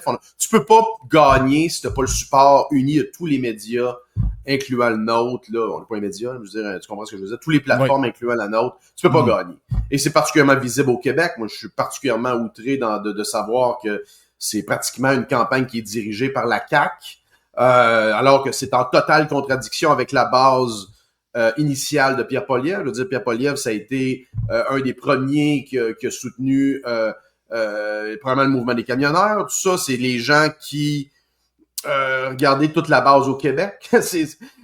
Moi, ça me fascine ça parce que il y a pas de base au Parti. C'est quoi l'héritage de Stephen Harper au Québec? Il n'y a pas de base, il n'y a pas de membres, il n'y a pas d'organisation. Tu sais, des gars comme Deltel, Paulus, ça a quelques centaines de membres dans leur comté. Ça n'a aucun reach en dehors de leur comté. Ça n'a aucun reach dans le reste du Canada. Au Québec, le Parti conservateur du Québec a un bien plus gros mouvement grassroots, puis de membres, puis d'organisation que le Parti conservateur du Canada. Puis là, tu réussis à te mettre à dos ça. Tu mets dehors des candidats qui ont des entourages, des organisations, puis du soutien. Parce que, genre, ils ont fait une coupe de tweets. C'est quoi cette affaire-là? C'est quoi votre base en passant? Que le monde parle contre les banques centrales puis contre Mark Carney, c'est littéralement ce que faisait Poilievre avant de devenir beige il y a un mois. Je veux dire, c'est quand même ça qui l'a fait monter. C'est littéralement sa stratégie qui l'a fait monter en flèche, l'histoire de la pomme, cette vision, cette attitude un peu antagoniste envers les médias de masse. Je pense qu'ils devraient doubler la mise là-dessus. C'est eux l'ennemi en passant. C'est eux autres l'ennemi. Donc, c'est pas en tentant d'amadouer les médias et les boomers qu'on va gagner. Il y a des enjeux sur lesquels on n'aurait pas dû parler, qu'on aurait dû être extrêmement prudent. Trump c'en est un. L'autre, c'est l'Ukraine, qui est un total shit show. Je m'en fais parler tous les jours. Ça semble anodin, mais souvent, c'est des tests. Des enjeux comme ça, c'est des enjeux tests pour voir où tu loges idéologiquement. Puis à l'heure actuelle, il y a beaucoup de gens qui sont déçus de cette campagne-là, particulièrement au Québec. Le reste du pays, je pense, ça semble bien aller dans les circonstances. On a vu que le problème, c'est littéralement le Québec et l'Ontario, particulièrement l'Ontario. Pour le Québec, moi, j'ai pas grand espoir de voir des gains là au Québec avec ce qu'on voit, là. Surtout quand tu t'attaques à la base qui provient, principalement du PCQ. Là. Exact. Mais c'est quoi l'histoire avec le PCQ? D'abord, le Parti conservateur n'a jamais approuvé ou a jamais aidé ou s'est jamais lié de quoi que ce soit avec le parti de Éric Duhaime. On me dit qu'Éric Duhaime et Poilievre, c'est des gens qui se connaissent bien, c'est des gens qui sont capables de se parler. Mais c'est des gens que dans la vraie vie, là, à part Éric Duhaime qui donne des coups de main puis qui frappe sur Carney puis qui donne des coups de main aux conservateurs, l'inverse, le retour d'ascenseur ne se fait jamais. Paulus a jamais donné d'appui au Parti conservateur du Québec en passant, même si c'est le lieutenant conservateur fédéral ici. Ensuite de ça, les 3 candidats qui étaient reliés au Parti conservateur du Québec ont été éliminés dans les derniers jours. Ça a commencé par le gars de Salut Bonjour, le Hugo Langlois, qui a pris la place de Marie-Josée Elie. Ensuite, il y a eu les 2 autres dans les 48 dernières heures. Simonac. Mais là, on me dit que derrière ça, il y a un fond caquiste, de leader caquiste ou d'organisateur caquiste derrière ça. Donc, ils ont fait le choix de la CAQ. Et j'ai quelqu'un qui m'a envoyé un message pour me dire, écoute, moi, j'ai été candidate du Parti conservateur, quand même quelqu'un de bien vu, quelqu'un qui a un discours quand même de droite conservateur très propre, très modéré. Et on lui a dit qu'elle était trop radicale et qu'elle était continuellement en train de picosser Dimitri Soudaz, qui est le porte-parole du Parti conservateur au Québec. Qui est zéro fucking conservateur, en passant. Qui est zéro fucking conservateur, très, très, très libéral. Donc, je t'ai envoyé le message en question, puis tu sais de qui je parle. C'est quoi cette histoire-là? En fait, ces gens-là n'ont aucun reach. Là, ces gens-là n'ont aucun reach, n'ont aucune organisation, puis ils n'ont plus vraiment d'aura là, dans les cercles. Les cercles conservateurs au Québec, ça n'existe pas. Là. Donc, c'est ça l'héritage de Stephen Harper. Fait que moi, je trouve ça extrêmement décevant. C'est des élections perdues, puis c'est pas de membres, c'est pas d'organisation. C'est ça, le Québec, après des années de gouvernance de Stephen Harper. Fait que c'est triste, mais c'est la réalité. Il y a pas d'organisation. Maintenant, comment ça peut être capturé par la CAQ? Faudrait me l'expliquer, ça je comprends pas. De ce que je comprends, c'est que Poilievre voit le Québec, c'est un peu une espèce de bombe, mais sait pas trop comment dealer avec. Il y a des gens qui ont une certaine expérience de gouvernance qui disent OK, on va s'en occuper. Souvent, c'est ça qui arrive dans les partis. Là. On l'avait vu à l'époque avec le PCQ. T'as du monde qui arrive quand il est un peu du champ gauche, ils se font confier des responsabilités, tu sais pas trop de due diligence, etc. Tu sais pas trop qui ça représente. Puis souvent tu te rends compte que ça mène à une défaite. Puis c'est moi je pense que c'est ce qui est, tu sais, le Québec c'est extrêmement décevant. Là on est en avance. Les chances d'élire des députés sur l'île c'était à peu près 50-50 il y a ne serait-ce qu'en janvier dernier. Là. Bon oui ça a changé la donne. Oui ok il y a des facteurs externes, mais ta réaction aux facteurs externes contribue à la situation dans laquelle on est. Et moi, je pense que c'est pratiquement ça le problème. Tu peux don't hate the player, don't hate the player, hate the game. Là. Je veux dire, à un moment donné, faut que tu t'alignes, puis que tu, comme tu dis, c'est quoi l'expression? Alors, okay, faut que tu payes le prix. Exactement, c'est ça. Fait que faut que tu doubles la mise, puis tu doubles la mise sur ta base, puis tu dégaines. Là. Jerry dit que, dans le fond, les conservateurs, ils n'ont pas de misère à perdre. Ils ont accepté un peu ce genre de côté défaitiste. Puis, tu sais, veux pas, le Canada, là, c'est un pays qui est sur le bord d'être dominé par la gauche pour le reste des temps. Là. Les libéraux peuvent être au pouvoir pour le reste des temps si jamais le NPD disparaît à cette élection-là. Ça va être très, très, très difficile de reprendre le pouvoir. Mais ils sont comme, tu sais, les 120, 125 élus n'ont pas trop de misère avec la défaite. C'est du monde à l'aise dans l'opposition. C'est du monde à l'aise. Ça fait 10 ans qu'ils sont là. Puis je pense qu'ils sont assez à l'aise. Tu sais, des deltels, là, tu as un job, tu te mets une cravate bleue, puis tu fais du temps. Là. Ça, la vie c'est le caucus québécois. Moi, je pense que ça, c'est un problème. Puis moi, je pense que c'est en totale contradiction aussi avec ce que Poilievre amenait, le mouvement qu'il avait bâti, puis les prémices qui ont fait des gens se sont engagés, puis des gens se sont mis à donner, comme moi, en passant.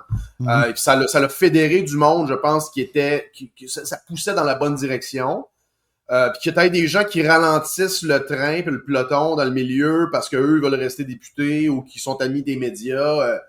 Ben c'est quoi le problème là-dedans? Là? Tu sais, je veux dire, moi, ça me dépasse, ça. Là. Puis je pense que ça pourrait... On a manqué... Écoute, là, il reste 3 semaines. Là, on va voir comment ça arrive. Mais tu sais, t'avais quand même un outlook de potentiellement de mandat historique. Là.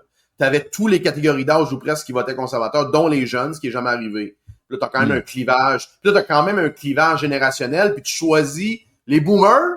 C'est ça que tu me dis, là. Il y a un clivage générationnel, puis comme leader de droite qui devrait doubler la mise sur le futur générationnel. Chris, tu doubles la mise sur la peur de Trump puis les boomers. C'est ça, là, les leaders conservateurs au Canada? Ouais. C'est extrêmement décevant. Excuse-moi, là, c'est extrêmement décevant. Mais est-ce qu'il est en mode rattrapage? Parce que je le racontais dans le bout qu'on a fait Radio Pirate News, qui est juste pour les membres. Donc, les gens qui ne sont pas membres ne l'ont pas entendu. Je vais juste le dire. Ce que j'ai dit, c'est que, à parler, la rue chez nous, à date, on n'a pas trouvé de démocrate. OK, il n'y en a pas. Donc, je dis. Puis, ma blonde, on a parlé avec notre voisin Mike, Skinny Mike, hier. Puis, Mike qui disait, moi, j'ai voté républicain toute ma vie, puis j'ai voté pour Trump, je suis pro-Trump. Mais, what the heck, what the fuck avec le Canada? Pourquoi il fait ça? Il comprenait d'une certaine mesure avec le Mexique, comprenait très bien avec la Chine. Avec le Canada, ils nous disent tout ça. Ma blonde me racontait ce que Mike avait dit hier. Elle dit, parce qu'on ne parlait pas de politique. Puis hier, vu que ma blonde partait, elle dit, ouais, je vais te demander comment tu trouves ça en t'en allant. Puis là, ça vient à ça. Et il dit, pour nous autres, et ça, je l'entends régulièrement, là. Pour nous autres, vous êtes pareils. Vous êtes nous. Vous êtes un prolongement de nous. Il dit, puis en plus, il le vend mal. Il l'exprime mal. C'est extrêmement mal pisté, là. Non, oui, il dit, je comprends peut-être qu'il y a une fin qu'on ne comprend pas, nous, puis que lui voit. Mais la manière que c'est vendu, c'est très mal vendu. Mais est-ce que tu penses que ça aurait pu être justement mieux vendu par Trump si, mettons, à fin novembre, Poilievre s'en va avec Smith et avec Mr. Wonderful à Mar-a-Lago, puis qu'il contrôle un peu la patente, puis qu'il y a quelque chose. Moi, je pense que ça aurait été vendu différemment. Je veux pas enlever... Trump est responsable d'une partie de ce qui arrive, d'une bonne partie. 100%. Mais je pense qu'on aurait pu... moi, c'est ce que je disais tantôt par désamorcer la bombe Trump. Je pense que ça aurait... Parce que c'est comme ça que tu deals avec. Là. Que vous l'aimiez ou non, c'est comme ça que tu deals avec.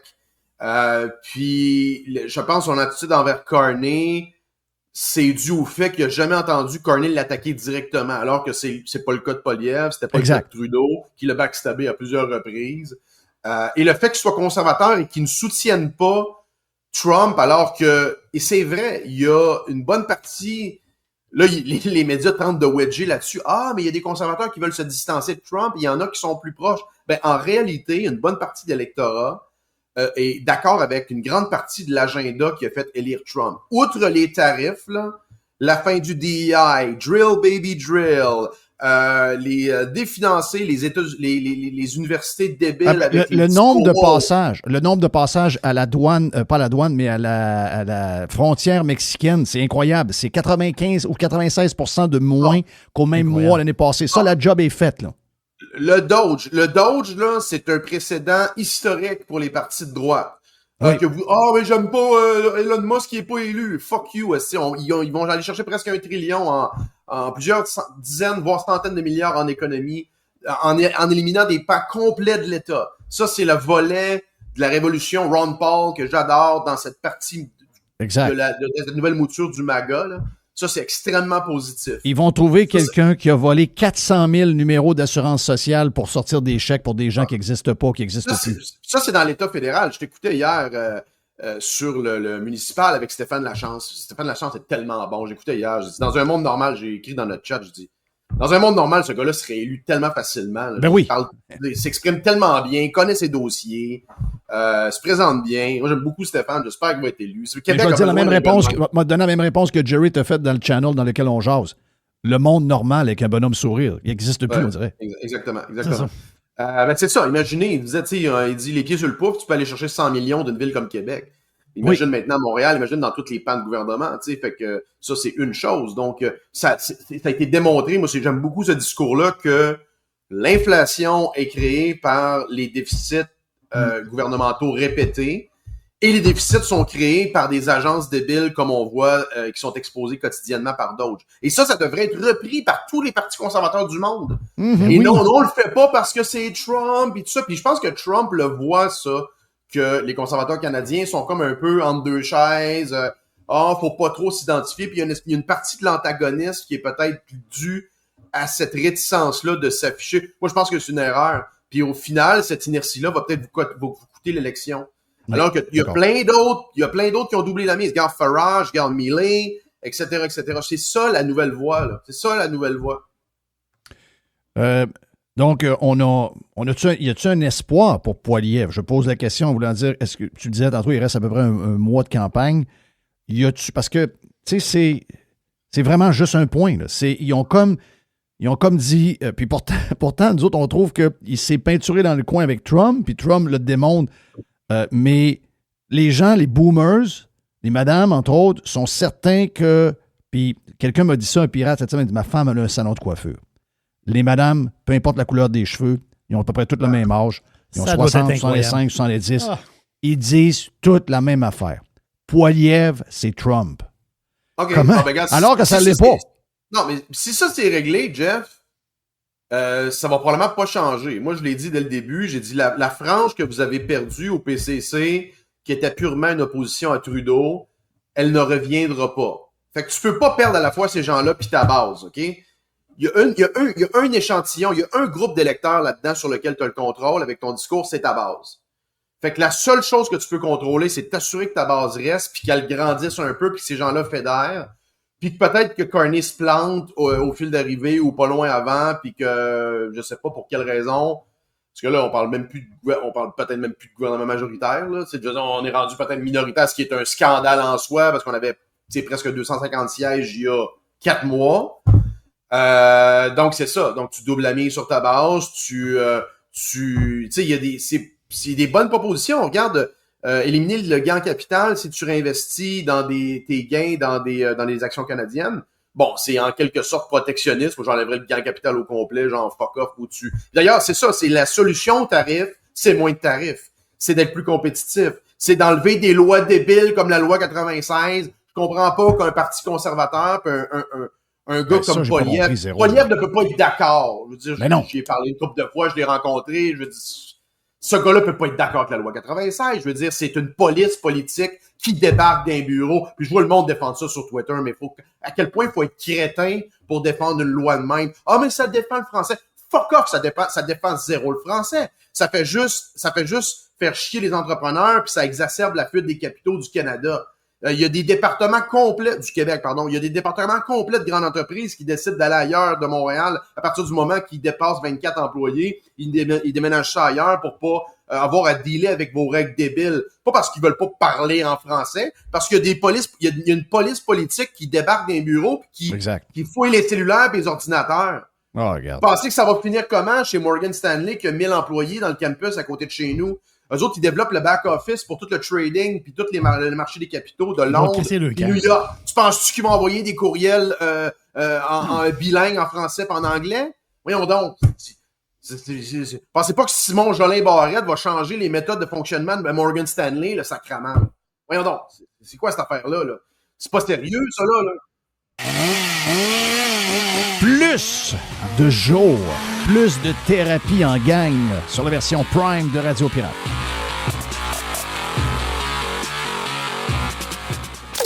This is going to give you the energy to go on. Radio Pirate. Radio Pirate. Jeff Fillion. Monsieur Yann, Monsieur Frank, Yann et Frank, donc sont avec nous autres. J'ai vu, Yann, un tweet de toi et ça disait, en mettant la première page du Journal de Montréal, quelle élection de débile. Assez weird. Et quelque chose de même. Patente comme ça. Et je veux t'entendre là-dessus un peu.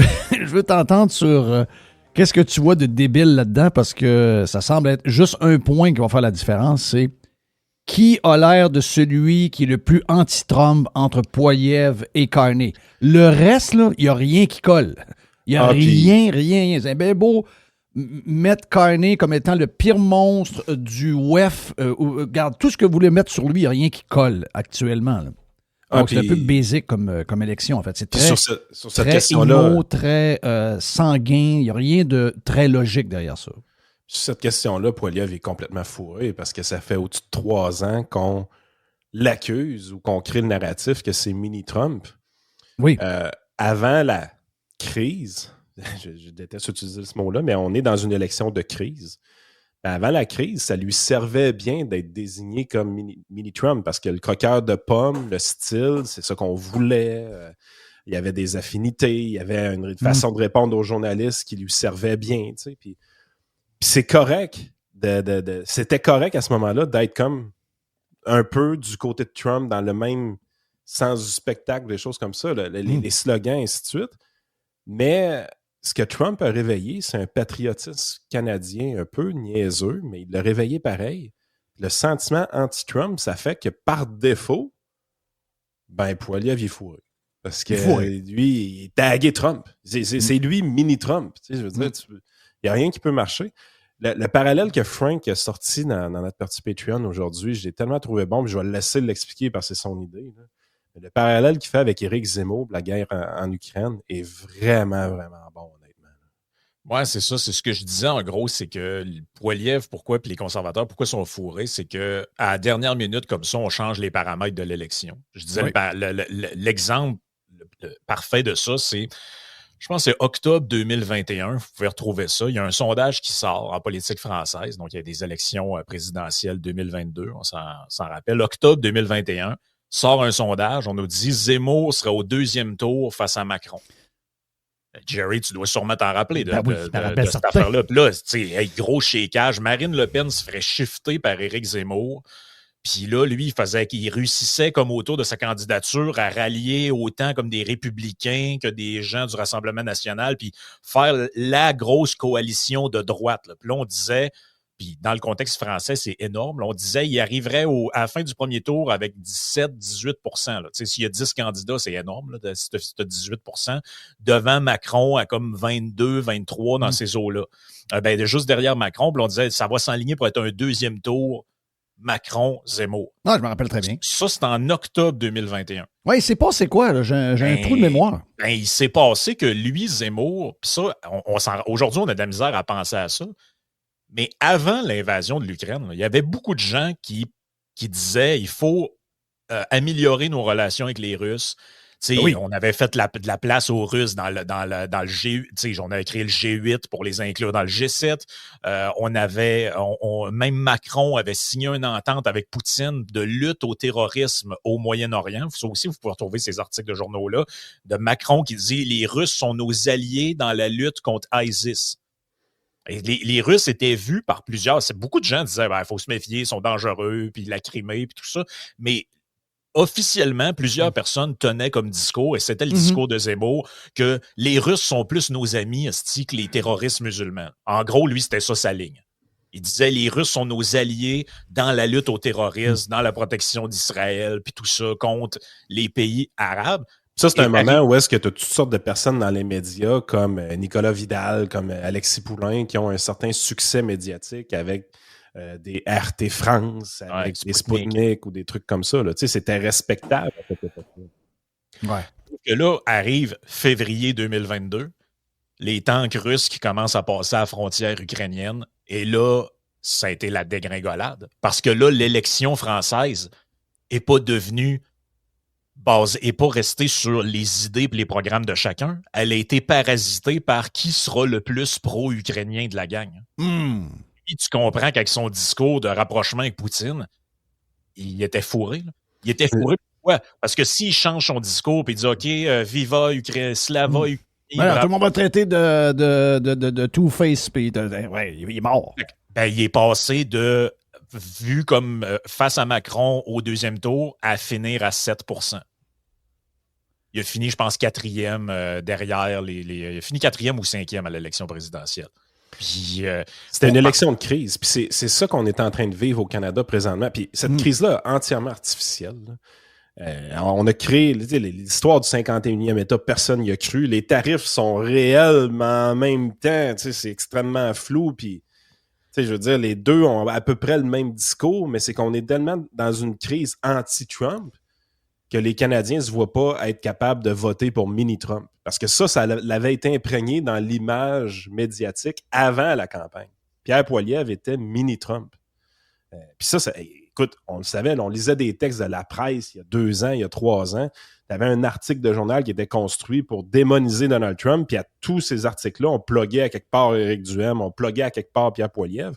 Mais ça ne servait pas mal Pierre Poilievre parce que cette malhonnêteté intellectuelle-là des médias lui servait même quand même bien. C'est là que le croquage de pommes est arrivé puis qu'il a bien paru dans cette affaire-là. Ouais. Parce que tu sentais que les médias étaient contre lui. Mais les médias, ça c'était correct, mais quand l'hystérie a pogné, l'hystérie canadienne est arrivée, ben là, une hystérie collective, ça fait que tout le monde panique, tout le monde a peur, les gens ont peur de Trump pour de vrai, pour des raisons que je m'ignore. Les gens qui ont le plus peur présentement, c'est ceux-là qui sont à la retraite, puis ils ont peur d'une crise économique liée aux tarifs. Ben, c'est probablement les gens les plus confortables et les plus sécures de toutes. Là. Exact. Ben, c'est parce que sérieusement, pensez-y, s'il y en a une crise économique liée aux tarifs, par exemple, la plus grosse conséquence qu'on va subir, c'est pas des tanks à la frontière. La plus grosse conséquence qu'on va subir, c'est une perte d'emploi. Mais je veux dire, si tu as 75 ans... C'est ça. Tu travailles pas, tu es sur la retraite, tu as un chèque, puis il y a même... tu as même des augmentations de prévues à chaque année, donc tu n'as pas trop de stress. Là. Puis même quand tu regardes les promesses conservatrices laissent des dollars dans les poches des aînés d'une façon beaucoup plus importante que les promesses libérales présentement dans la campagne. Mais ça ne compte pas parce que les gens ont peur du gros orange et ils pensent que Poilievre, c'est un mini-Trump. Fait que comment on fait pour briser cette image-là?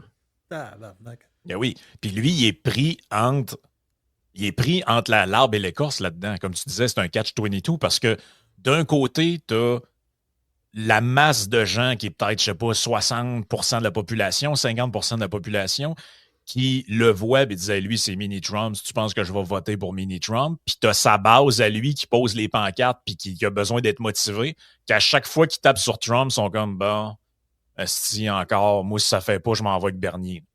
Hey, tu fais quoi? Comment tu fais pour garder le cap là-dedans? Pour vrai, moi, tu sais, je veux pas avoir l'air plus fin que les autres, là, je le dis bien candidement, je ne sais pas ce que je ferais être à sa place. Parce que tu es dans une position qui est quasiment intenable. Parce que lui, son playbook, là, c'était d'aller sur les vrais sujets qu'on devrait parler au Canada. Moi, tant qu'à moi, le sujet numéro 1... Il a été déstabilisé. Ouais, mais t'as peu. Il a été déstabilisé pareil. Il n'était pas prêt. Ça, j'ai de la misère à comprendre que tout était centré sur Trudeau. La minute que Trudeau a été ousté par, d'une certaine manière, un peu Trump, là, il a semblé, à partir de là, complètement déstabilisé. Il y a un peu... Je suis le premier à reconnaître que, surtout les personnes âgées, là, il y a quelque chose de vraiment malsain dans leur thinking. Là, puis j'ai de la misère même à comprendre pourquoi ils sont... C'est inexplicable, toute l'histoire. Mais il faut qu'il se regarde un peu, lui, dans le miroir. Puis je sais qu'il y en a qui vont dire, mais Jerry fait partie de ceux-là. Les conservateurs sont heureux de perdre. Là. S'ils gardent le siège, s'ils ont le même job qu'avant, sont dans l'opposition, c'est quelque chose qui n'aise pas nécessairement. Mais... je veux dire, il a quand même été déstabilisé la minute que Trudeau a sorti. Là. Ben oui, puis non. Moi, je trouve que la campagne... Tu sais, si on enlève le bruit médiatique et les sondages, ça, c'est du bruit, ces affaires-là. Il faut les enlever à un moment donné. Cette campagne-là, elle roule au quart de tour pour les conservateurs. À tous les jours, il y a une annonce. C'est des annonces importantes. Les annonces fiscales qui ont été proposées, sont majeures, là. Le premier panier d'imposition qui passe de 15 à 12,75. La première maison, pas la première maison, en fait, la maison que tu construis, 1,3 million, pas de TPS, c'est du gros cash, ces affaires-là. Là. Après ça, tu vends une entreprise ou tu vends un bâtiment dans ton entreprise, tu peux reporter le gain de capital dans le futur. Il n'y a rien qui passe. La campagne sur 10 j'enlève ces tweets. Là, près, là, tu vois, quand je dis c'est scénarisé, là, chacune des promesses qu'ils font, il y a une vidéo de 3-4 minutes explicatif qui a été créée, qui est extrêmement clair, qui est bien fait, qui est présenté à la population, mais on n'en parle jamais à tous les jours. À tous les jours, il y a une annonce par jour des conservateurs et cette annonce-là ne se rend pas. J'ai un client qui m'écrit, il a écouté l'entrevue qu'on a faite avec Paulus et tout ça. Il dit que c'est la première fois que j'entends qu'ils veulent augmenter le CELI de 5 000 $. Il dit c'est une méchante bonne mesure. Moi, juste pour ça, je veux voter pour eux autres. Mais c'est quand est-ce que vous avez vu ça dans les médias qu'on veut augmenter de 5 000 $ le CELI? Puis, je suis pas 100% d'accord de la façon qu'ils le font. Ils le font un peu à la péquiste, là. Ils veulent qu'il y ait du contenu canadien dedans. Ça va être un autre régime. Mais quand même. On fait ça comme des politiciens. Mais c'est toujours bien 5 000 $ de plus de CELI. Chris, personne n'en parle. Fait que là, un moment donné, t'es là, tu te dis, man, c'est quoi qu'il faut faire, là? Comment ça marche? Puis je pense que pour Poilievre, c'est un problème, mais je sais pas si le NPD était prêt, puis je sais même pas de quoi le NPD parle, puis ça m'intéresse pas tant pour vrai, là. Mais je veux dire, le NPD est volontairement, entièrement absent de tous les médias traditionnels présentement. Là. En fait, la manière sournoise des médias traditionnels de faire passer Carney, c'est pas de pomper Carney tant que ça, c'est d'invisibiliser le NPD à tout bout de champ. Là. Et le Bloc. Le Bloc n'est pas devant là non plus. Ouais, c'est ça. Moi, personnellement, je pense que le plafond des conservateurs, là, leur vrai plafond, là, c'est à peu près 40% au Canada. Il n'y a pas plus que 40% de Canadiens prêts à voter pour des conservateurs. Selon le contexte, là, tu peux peut-être monter à 45 si tu es un chef libéral plein de scandales comme était Trudeau. Et les conservateurs, à la dernière élection, ils ont fait 33. Là, léger dit qu'ils sont à 38. Ils sont pas loin du plafond. Là. Donc, leur score est quand même vraiment pas mauvais. Dans un contexte normal, là, où le NPD passe pas de 30 à 3% en Ontario, ils se font élire. Là. Donc, c'est que la division du vote joue en fait, l'absence de division du vote nouvelle.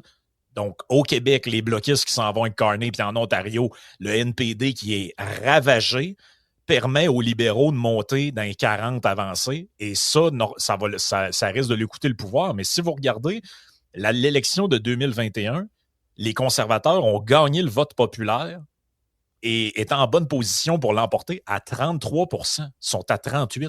Donc, en réalité, Poilievre, il leur a fait faire des gains significatifs. Là. Mais c'est que là, c'est pas facile là, de jouer avec cette Ben, c'est l'union de la gauche. C'est le NPD au Québec, c'est le Bloc. Là. Laisse-moi tranquille avec que le Bloc, c'est un parti souverainiste. Le Bloc, c'est un parti green. C'est le NPD Québec, le Bloc. Exact. Donc, le Bloc et le NPD qui peut disparaître. Si jamais le NPD disparaît puis que ça devient une genre de coalition libérale-NPD, je veux dire, c'est la fin d'un règne peut-être... On parle de 3 députés NPD présentement. On parle de 3 députés. Ça pourrait finir là, leur affaire. Là. Puis ça, c'est pas une bonne nouvelle en passant pour les conservateurs, parce que si c'est le cas, ça se peut qu'ils ne reprennent plus jamais le pouvoir. Là.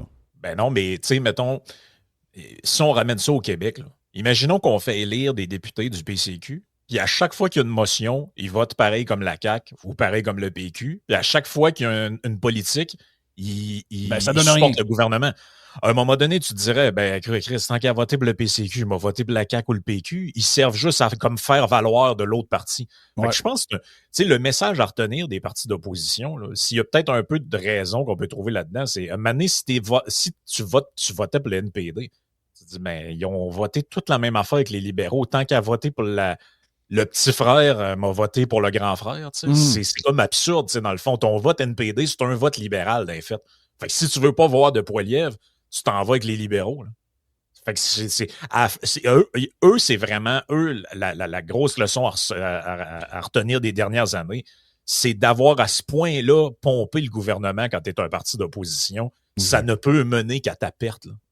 Mais là, Poilievre, on le dit, là, parce que, tu sais, j'ai vu des gens de l'Ontario avec Ezra Levant, on a de l'entourage aussi, on voit, là, tu sais.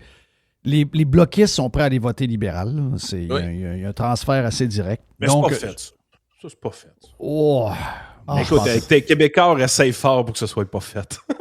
Ouais, mais ils réussiront. Je sais qu'ils travaillent fort. Depuis qu'ils ont dit non... Ils ont réussi à les ressusciter, puis ils ont ressuscité le PQ. Fait que moi, je gagerais pas contre eux autres encore, là. Mais ça se peut que ça marche pas. Oui, mais on dirait que l'histoire de Trump, c'est quasiment Teflon. Là, ouais. Écoute, il y a eu une semaine de marde, Carney. Il y a tout pour descendre.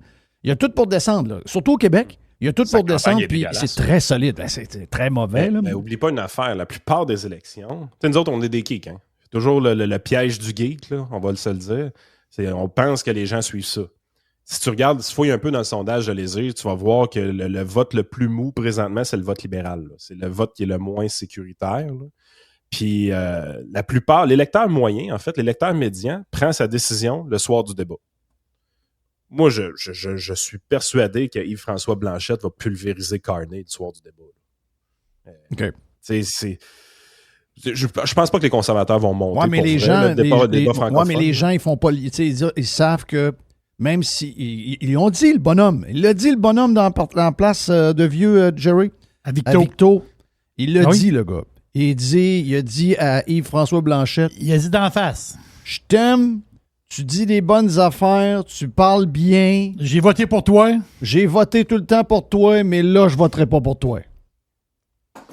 Parce qu'ils savent qu'il ne peut rien faire, le gars, contre Trump. Mais c'est juste ça, l'histoire.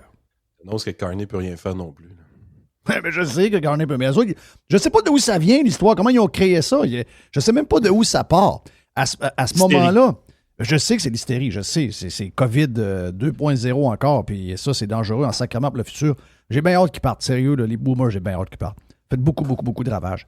Mais, Frank, si mettons, t'es alentour de Poilievre, il te reste 3-4 semaines. Tu sais que tu as une campagne parfaite.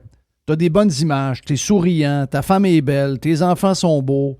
Comme tu dis, une coupe de... tous les points qui sont sortis jusqu'à maintenant, ça a été numéro 1. Moi, je pense qu'il n'y a pas une erreur sur rien. Bon, une coupe de tweets. Moi, je lâcherais l'Ukraine. Moi, je ne sais pas ce qui va avec ça. Même je lâcherais Trump. Je lâcherais Trump de la manière qu'il l'attaque. Tu es aussi bien de fermer ta gueule tant qu'à ça, parce que, anyway, plus t'en parles, plus tu essaies de te distancer, puis plus il te colle à lui. Bon, j'ai posé la question à beaucoup de monde. Je vous la pose à toi, Frank, en premier, puis Yann, tu iras en deuxième. Mais si, mettons, il y avait... On ne peut pas refaire le temps. Là. On ne peut pas le retourner à Mar-a-Lago avec Smith, puis tout ça. On ne peut pas faire ça. OK.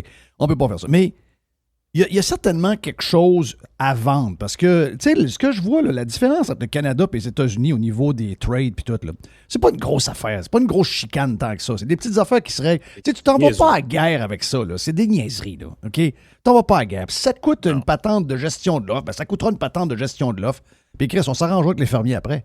Mais je veux dire, tu peux pas mettre ton économie au bout de la chaîne pour une patente de même. Mais lui, est-ce qu'il y a. Si, mettons, pour se distancer, il essayait de vendre un Canada qui va être riche, qui va être bien installé avec les États-Unis, qu'on va être Amérique du Nord, qu'on va être contre la Chine. Je sais qu'il y a un attrait pour la Chine en ce moment.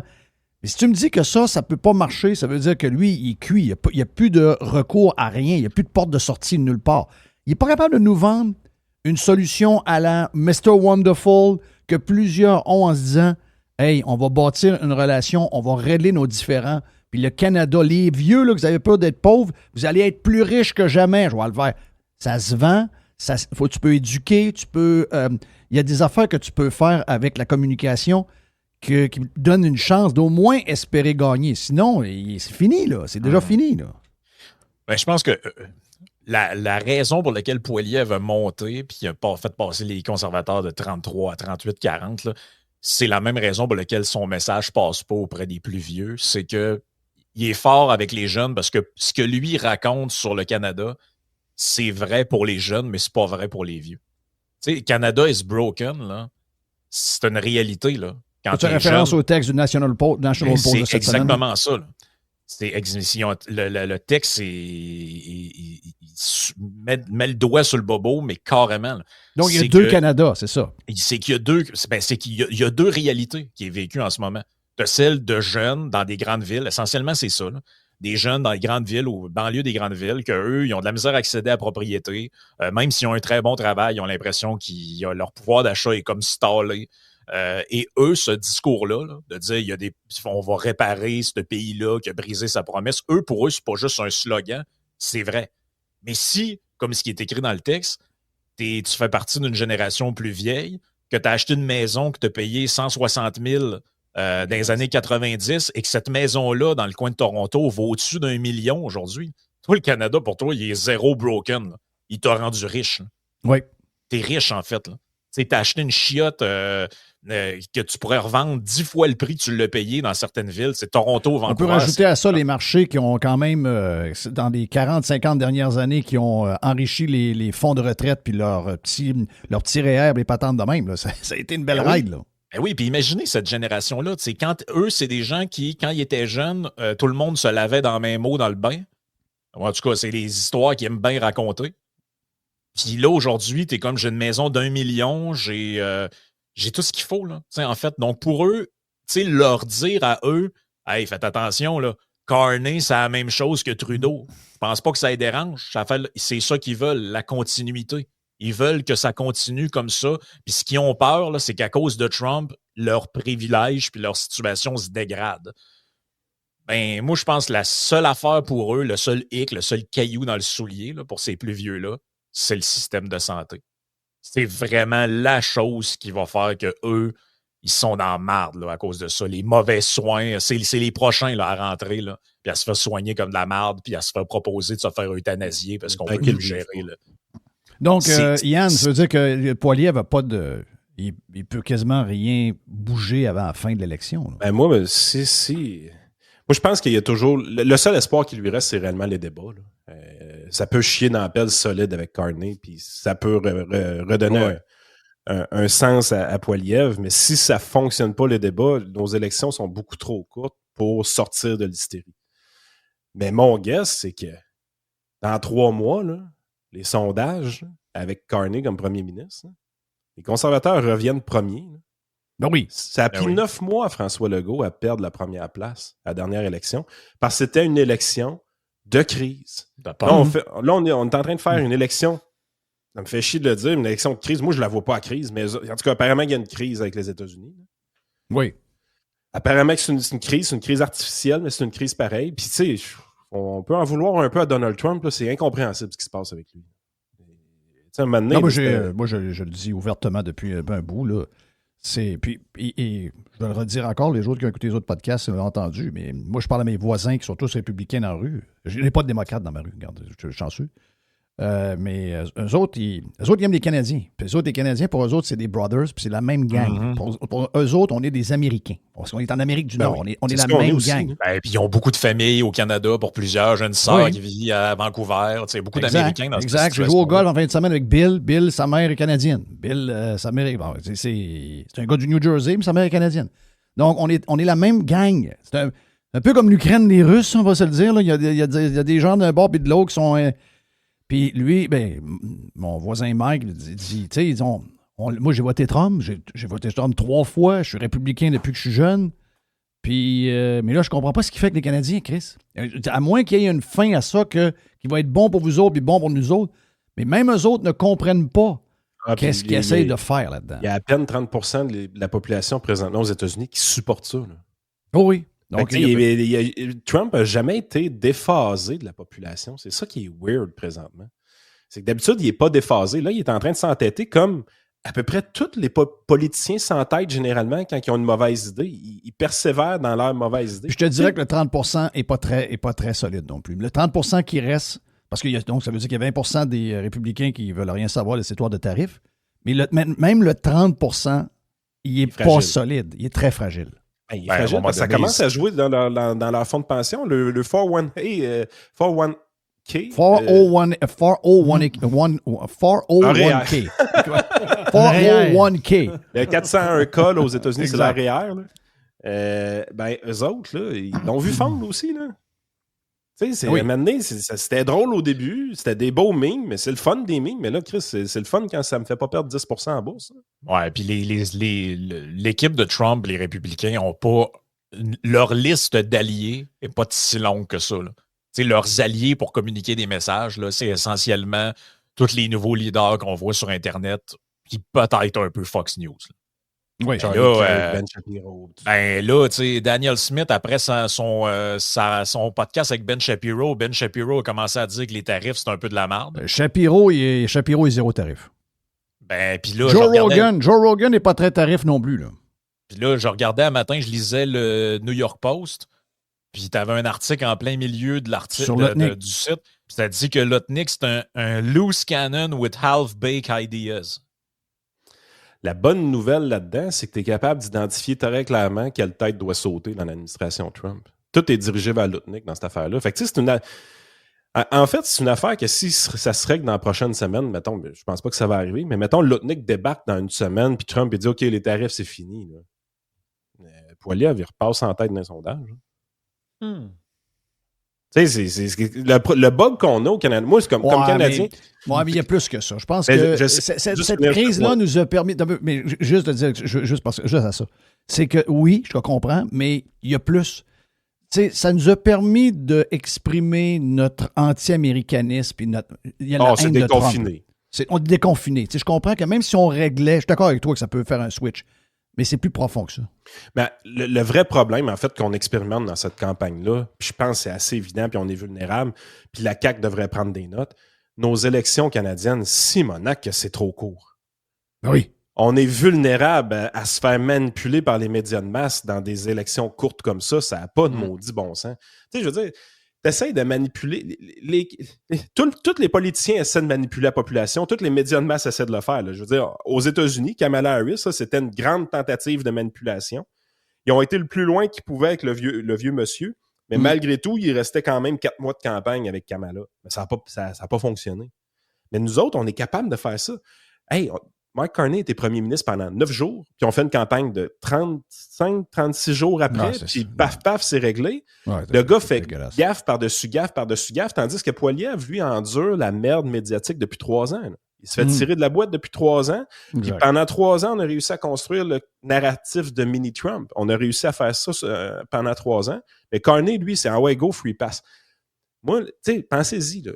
C'est comme si le conseiller venait remplacer le chef, puis soudainement, on pensait qu'on avait un nouveau parti. Au niveau du Québec, là, c'est comme si 3 mois avant les élections, là, ou même 2 mois avant les élections, là, François Legault démissionne, Martin Koskinen se présente à sa place, puis soudainement, là, on est persuadé que c'est la meilleure invention depuis le pain tranché. C'est capoté, là. Eh ben voilà pour Yann et Frank. On fait le double. C'est 2 pour 1. 2 pour 1 dans la version Prime. Avec Yann et Frank. Allez vous abonner sur radiopirate.com. Hey, demain, on lance le week-end. Si on check les tarifs, 4 heures. 4 heures.